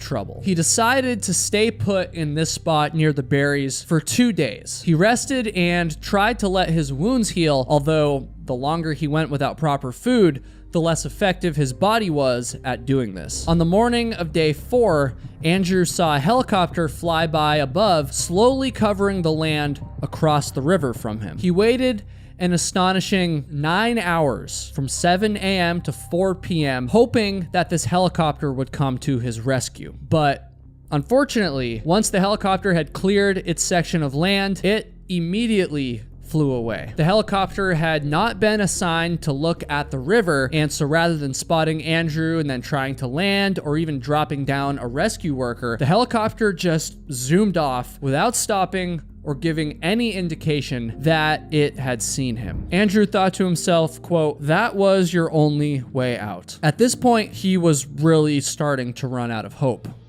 After Andrew had gone missing, a record-breaking heat wave swept over the Pacific Northwest, further adding to his sense of hopelessness. He was already very limited in his mobility, and now if he strayed too far from the river, he would surely suffer a quick death. By day 4 of his ordeal, Andrew's mind had completely lost the ability to keep track of years and months. He was unable to think beyond the present moment and the immediate future. He was totally fixated on his short-term survival. He was also fighting a fierce mental battle, struggling between accepting his inevitable death or continuing to fight for his survival. Andrew's mental health had suffered in years prior, and at points in his life he had even contemplated suicide. And yet, despite this, here he was in a situation where it would have been easy, even understandable perhaps, to give up, and yet he continued to fight for his life. Andrew's mind went back and forth in this battle, taking wide swings in either direction, and at one point he had basically accepted death, to the point where he only pressed on in order to make the rescue workers' jobs a bit easier. Andrew had brought along a notebook for what was supposed to be his short hike, and now that he had some time on his hands, he sat down and began to write. He started by writing out his will and some of the other dark thoughts that were going through his head. But then he changed course, and he decided to write down wedding vows to his then girlfriend. This was an expression of hope for Andrew, and it gave him something to keep fighting for. And so he fought on, and he fought on hard, by the way. As the days went by, Andrew was becoming so exhausted and depleted that he was basically just staggering forward for as long as he could before he would collapse, sleep for a little bit, and then struggle back to his feet to repeat the process. He did this for several days,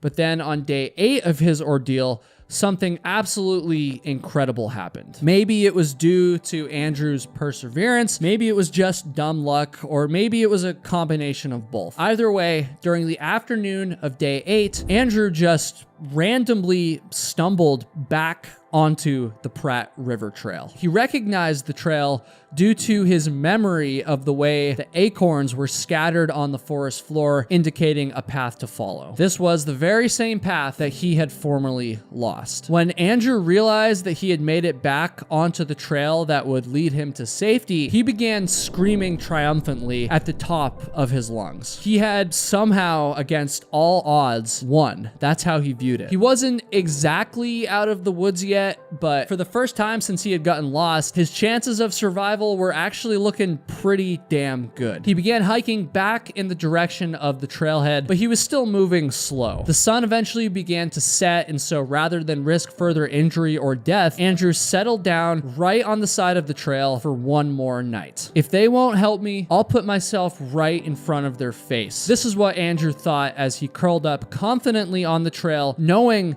that he was close to the trailhead and close to his car. And then, the next morning, he was woken up around 7 a.m. by the first hikers on trail that day. They were actually trail runners, and these two runners marked the beginning of the end of Andrew's nightmare ordeal. They gave him some food, and then they turned around to go summon help. Within a few hours, Andrew was being helped out of the woods and brought to the hospital. By some miracle, Andrew not only survived, but he actually escaped with pretty minimal injuries. Sure, he was scraped up and malnourished, but these were things that he would quickly recover from. In fact, the doctors that treated him were very surprised that he was doing so well physically. And while this physical aspect is important, obviously, the mental aspect is important as well. Fortunately, it seems as though Andrew is doing better these days, certainly better than he was when he was lost in the woods, but even to this day, he's still quite shaken from this experience. I actually had the pleasure of working with him and talking with him in order to put this video together, and so I can definitely see the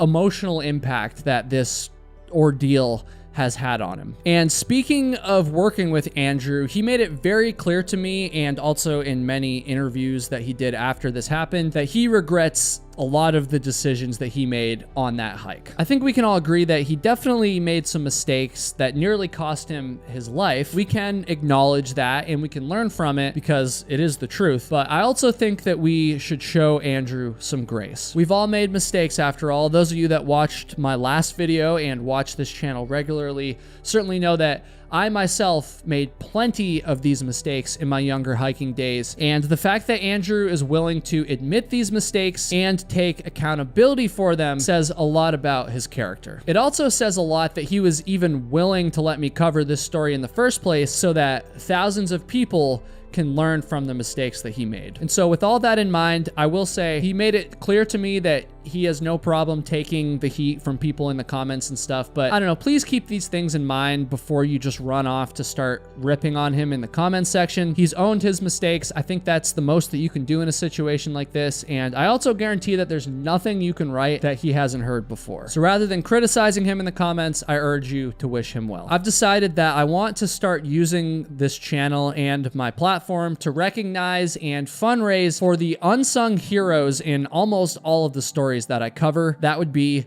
the volunteer search and rescue members. I'm not sure if any volunteer search and rescue organizations helped look for Andrew. He wasn't really sure, but I don't know. I still wanted to call out one that is local to the area where this story took place. And so with that said, I've made a donation to the King County Explorer Search and Rescue Group, and I'll have a link in the description to their website, and I highly encourage all of you to do the same. I'm not affiliated with them. They don't have any clue I'm making this video or that I'm gonna talk about them. I just think it'd be good to give back a little bit, and this is something I'm trying to do in all my videos going forward. I asked Andrew if he had any message that he wanted to pass along to my audience, and this is what he wrote to me. Quote, "I wish to let the viewers know that it's genuinely fine to make mistakes, and eventually you find your way back again. Laughing is a beautiful jumpstart for your meat suit when all else fails. If life has you lying on the ground, staring up at the stars of your mistakes, it's okay to joke about how glorious it was to be here in the first place. Keep your chin up, buttercups, and stay spicy." If you want to follow Andrew, I encourage you to check out his Twitch, which is right here on the screen, or you can find it in the description, and you'll find his, quote, more carefully constructed thoughts at his YouTube channel, which I'll also have a link to in the description. The last part of what Andrew wanted to include in the video was, quote, "Thank you for hearing my message, and I wish for you to enjoy the rest of your existence aboard our oblong space rock," which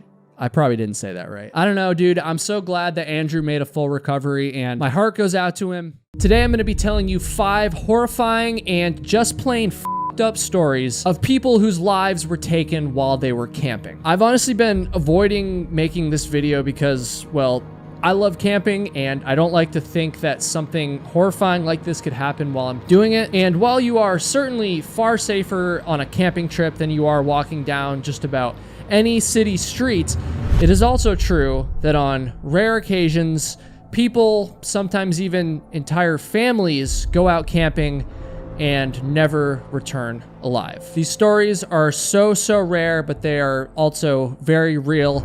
And so with that said, let's head to the beautiful coast of Northern California. And by the way, if you found yourself watching a few of my videos now, you must hit that subscribe button to cover your admission on this trip to Northern California and beyond with me. You'll also be helping us reach our goal of 1 million subscribers. I don't know, I think that's a pretty fair deal. On August 14th, 2004, a young couple settled in for the night at Fish Head Beach in Jenner, California. Lindsay Cutshall and Jason Allen had tried to book themselves a room at a motel in the area, but this motel apparently didn't have any rooms open. The couple just so happened to have some camping gear with them, and so rather than finding another hotel or driving further, they just decided to choose a peaceful spot on the beach to rest their heads that night. Unfortunately, things at their campsite on the beach wouldn't remain peaceful for very long. That very same evening, there was a deeply disturbed man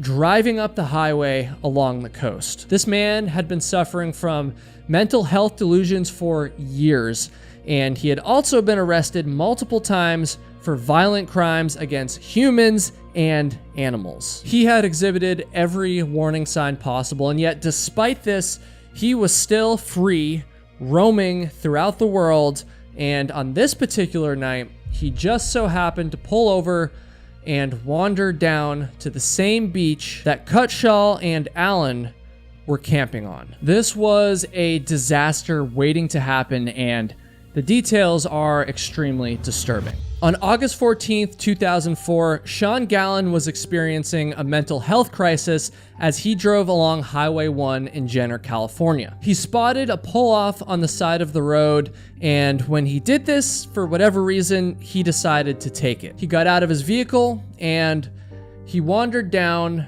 to the beach. And when he got there, he noticed Lindsay Cutshaw and Jason Allen sleeping there, and Gallen assumed that the couple were homeless, and he also recalled seeing some no camping signs, and these factors combined with his volatile mental state at the time caused him to lash out in a rage. He went back to his car, grabbed his gun, and then he returned to the beach. Tragically, I think we all can kind of figure out what happened next. 4 days later, a helicopter from the Sonoma County Sheriff's Office was patrolling for an unrelated case when it spotted the slain bodies from up in the air. Investigators quickly learned that the couple were not local, but were actually visiting the area from the Midwest. Lindsay Cutshaw was 22 and Jason Allen was 26, and they were both in the area because they had been working at a Christian summer camp. And what's perhaps most tragic about this story, I mean, it's all tragic, but this couple was actually engaged at the time, and they were planning on being married only a few weeks after they were killed when they would return home. A few days after the killings, Sean Gallen was arrested after he had been found wandering along a different beach carrying a stolen gun. This immediately made him a prime suspect, but unfortunately, investigators didn't have enough solid evidence at the time to prove that he committed this crime. In a strange twist, the firearm that he was found carrying was actually not the same one that was used in the murders. Gallen was still a suspect, however, and he was actually repeatedly investigated over the coming years, but it wasn't until 2017 that the police finally nabbed him. And honestly, the circumstances around this are just as tragic as the 2004 crime itself. Sean Gallen would unfortunately go on to kill again, and this time it was, unbelievably, it was his younger brother, dude. After this, he was finally arrested, and during an interrogation, he admitted to killing Cutshaw and Allen some 13 years earlier. Sean Gallen and his legal team has repeatedly blamed Gallen's mental health issues on a bad drug trip that he took in 2001, which is bizarre. He apparently took a large dose of LSD and then he was just never the same afterwards, apparently. In 2019, Gallen was sentenced to 3 life terms without the possibility of parole. My heart goes out to Lindsay Cutshaw and Jason Allen, and of course, all of their friends and their families. Their murder pretty much came out of nowhere from a man, by the way, who they had never met and never even interacted with. But that was not the case for this next chilling story. In this story, the killer actually befriended his victims before doing the unthinkable. On November 14th, 2015, a blended family of 7 began a camping trip on private property that they had recently purchased. They would have had no way of knowing this, but a drunken madman was emotionally attached to that very same piece of land, and this strange attachment was about to boil over. A man named Thomas Camp had purchased this piece of property in Anderson County, Texas in August of 2015. Now, my understanding is that there was no permanent structures on the property, at least not yet, but camp had been using the remote spot for camping trips. For this particular trip, he had invited a host of people to join him, including his 2 sons and his girlfriend, as well as his girlfriend's grandparents and his girlfriend's son. At some point earlier in the day on November 14th, a truck belonging to somebody in this group, I'm not exactly sure, had become stuck in the mud on the property. And it's at this point that they were approached by a 33-year-old man on a tractor named William Hudson. Things didn't go sour immediately with Hudson. Apparently, he actually befriended the group, and he even helped them pull the stuck truck out of the mud, and eventually he actually went back to the campsite with the family and shared a few drinks with them. And yet, despite these friendly interactions, Hudson did apparently share his disappointment that the property's former owner had sold it to camp. And it's also been reported that camp was aware of Hudson's, fondness of the property, and even went as far as apparently putting up a gate to try to keep him out. This gate was apparently broken and, cut through on the day that we're talking about here. Apparently, William Hudson was under the illusion that since he had spent so much time on the land years previously, that he was somehow entitled to it. He was enraged that the land had been sold and that he was now being denied access, despite the fact that the new owner was still being quite nice to him, let's be honest. And thus, later on that night, William Hudson snapped. He went on a killing spree, and by the end of the night, 6 of the 7 campers were dead. The lone survivor, Cindy Johnson, actually hid from the gunman and was the first person to alert the authorities about the massacre. She later revealed that some of her husband's last words were actually when he called out to his killer, saying, quote, "Why? Why are you doing this? I thought we were friends." Sheriff Greg Taylor described the scene as, quote, "straight out of a horror movie. It's like something you'd watch on Halloween night." The authorities wasted no time at all, and it didn't take very long for them to zero in on William Hudson, and he was arrested the very next day. He was reportedly still wearing the very same blood-soaked clothing that he had worn while he committed the crimes. A background check on Hudson revealed that he was an extremely troubled individual, and just like the first story I told you, there was plenty of warning signs that something bad was bound to happen. Hudson's ex-wife was so afraid that he was going to kill her that she had actually gone out and gotten a restraining order against him. He had also threatened to kill his ex-wife's dog, and he had multiple arrests for various offenses on his rap sheet. Ultimately, William Hudson was found guilty for his brutal crimes, and I won't get into it, but he was given the death sentence. The jury deliberated for less than 30 minutes before giving their verdict. And my understanding is that Hudson is still alive and he still sits on death row to this day. The victims of this deranged and senseless rampage were 23-year-old Nathan Camp, 21-year-old Austin Camp, 45-year-old Thomas Camp, 40-year-old Hannah Johnson, 76-year-old Carl Johnson, and 6-year-old Cade Johnson. Man, may they all rest in peace, and my heart goes out to any of their surviving family members. It's just insane. This guy basically wiped out an entire family, and unfortunately, this wasn't the only time that a family was targeted by a killer while they were camping. From 2016 to 2018, a state park in Southern California was terrorized by a deranged survivalist with absolutely zero regard for human life. And the scariest part about this, at least in my opinion, is that it wasn't until a camper was killed in cold blood that the authorities finally connected the dots and arrested the man who would later go on to be known as the Malibu Sniper. Malibu Creek State Park is located less than 30 miles from downtown Los Angeles, making it a convenient location for city residents to get away from the traffic and the concrete.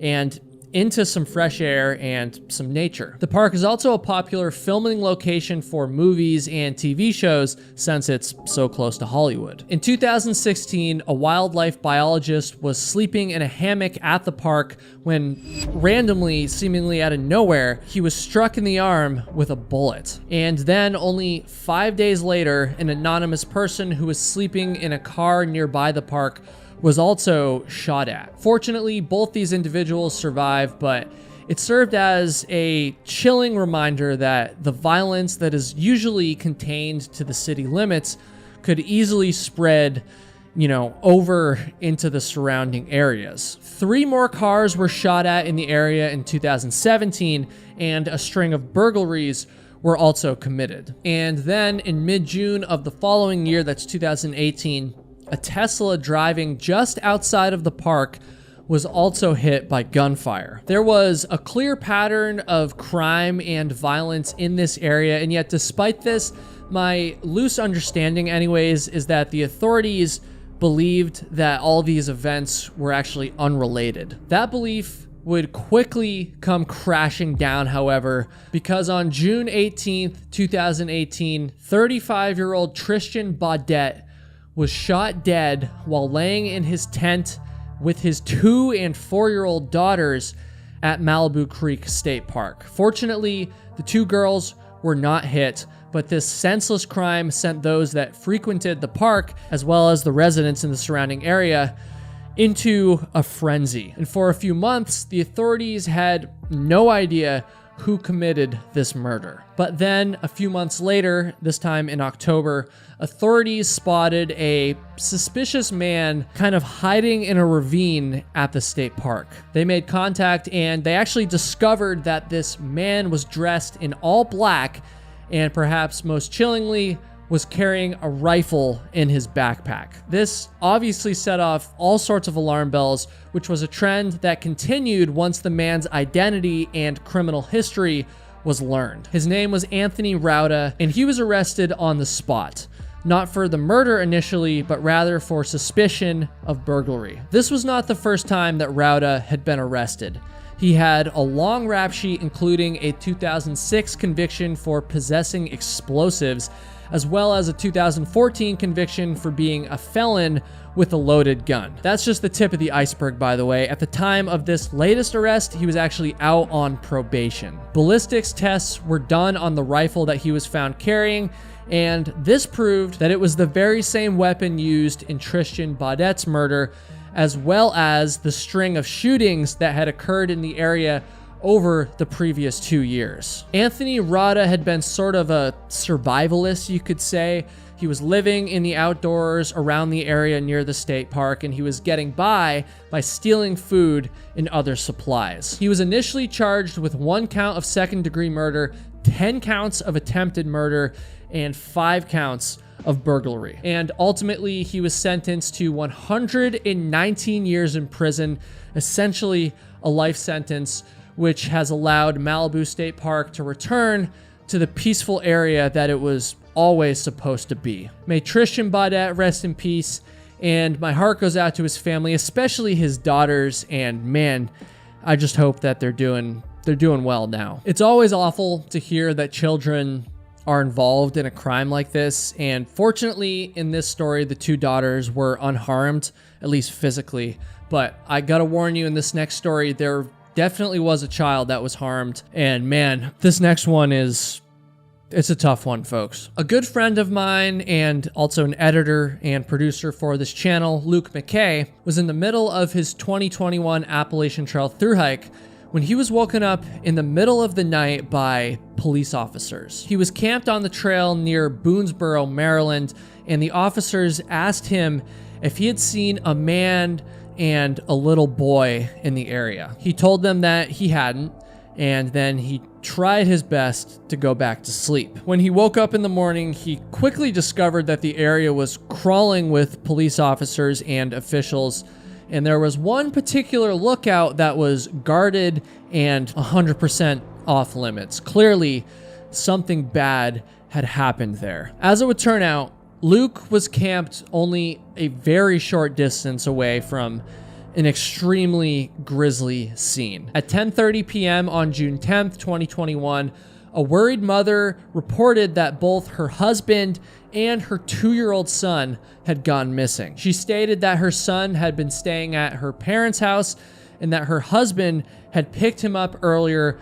to take him on a little hike. She had located her husband's car at an Appalachian Trail parking lot in Boonesboro. When she reported the two missing, she was very concerned because her husband had been, quote, despondent lately. Tragically, this entire situation would end with the death of both her husband and her child, who apparently died at the hands of her husband. The husband's name was Sean Thompson, and the child's name was Dawson Thompson. Both bodies were located early in the morning on June 11th, and they also both had, quote, obvious trauma, and a knife was recovered from the scene as well. There haven't been many updates to this story since the news officially broke back in 2021, so I do want to say that I don't think there was ever any official proof that the father killed his child, but it has been assumed in all the media reports that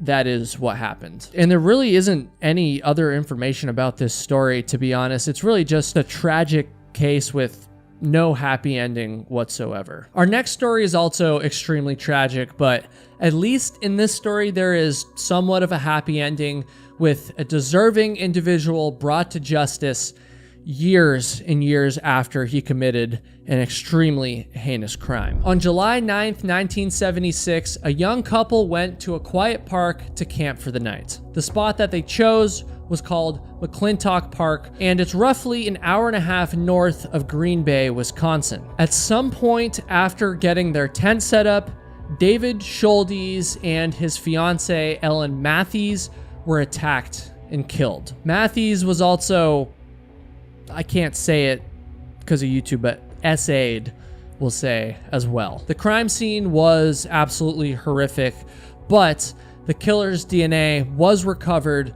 from Matthews' body. Unfortunately, though, this was of little use back in 1976, and the case quickly went cold and probably would have remained that way forever if law enforcement had forgotten about it. Thankfully, they didn't, though, and as DNA technology improved over the decades, it began to seem more and more likely that eventually the campsite killer was going to be caught and brought to justice. Everything in this case changed in 2019, some 43 years after the crimes had been committed. Using technology known as genetic genealogy, scientists were able to create a suspect pool, a very specific one, by the way, that consisted of an exact family that lived in the Green Bay, Wisconsin area. Their data was pointing the finger at one of 8 related individuals. They had that narrowed down, and so now investigators needed DNA samples from each of these people in order to try and match them with the DNA found at the crime scene. The authorities needed to get creative in order to obtain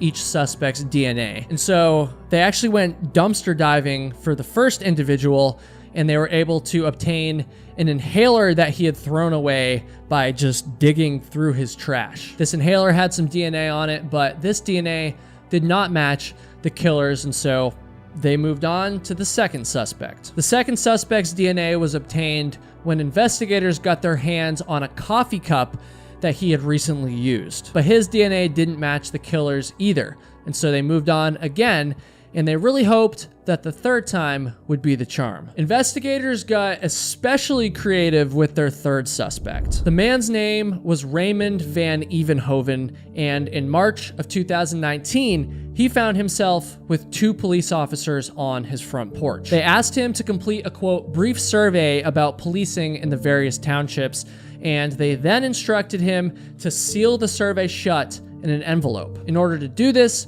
Van Evenhoven licked the envelope before handing it back over to the officers, which essentially meant that he just handed over his DNA. They had tricked him successfully, and his DNA matched the DNA recovered from the crime scene nearly 43 years earlier, proving that Raymond Van Evenhoven was in fact the killer. At this point, he was 82 years old. Van Evenhoven maintained his innocence, but he was in fact convicted for the crimes and sentenced to 2 consecutive life terms. Less than 10 months into his sentence, Van Evenhoven died, and he died without ever confessing to the killings. So normally with these hiking stories, I've been making donations to and calling out search and rescue organizations, but this video is a little bit different. This time, in order to give back, I've made a donation to the National Center for Victims of Crime, whose mission is to, quote, forge a national commitment to help victims of crime rebuild their lives. Now, I'm not affiliated with this organization in any way, but I will have a link to their website in the description if you want to join me in my journey to give back. May David Schuldes and Ellen Matthews rest in peace, and I just want to thank you all so much for watching. I'll see you next week.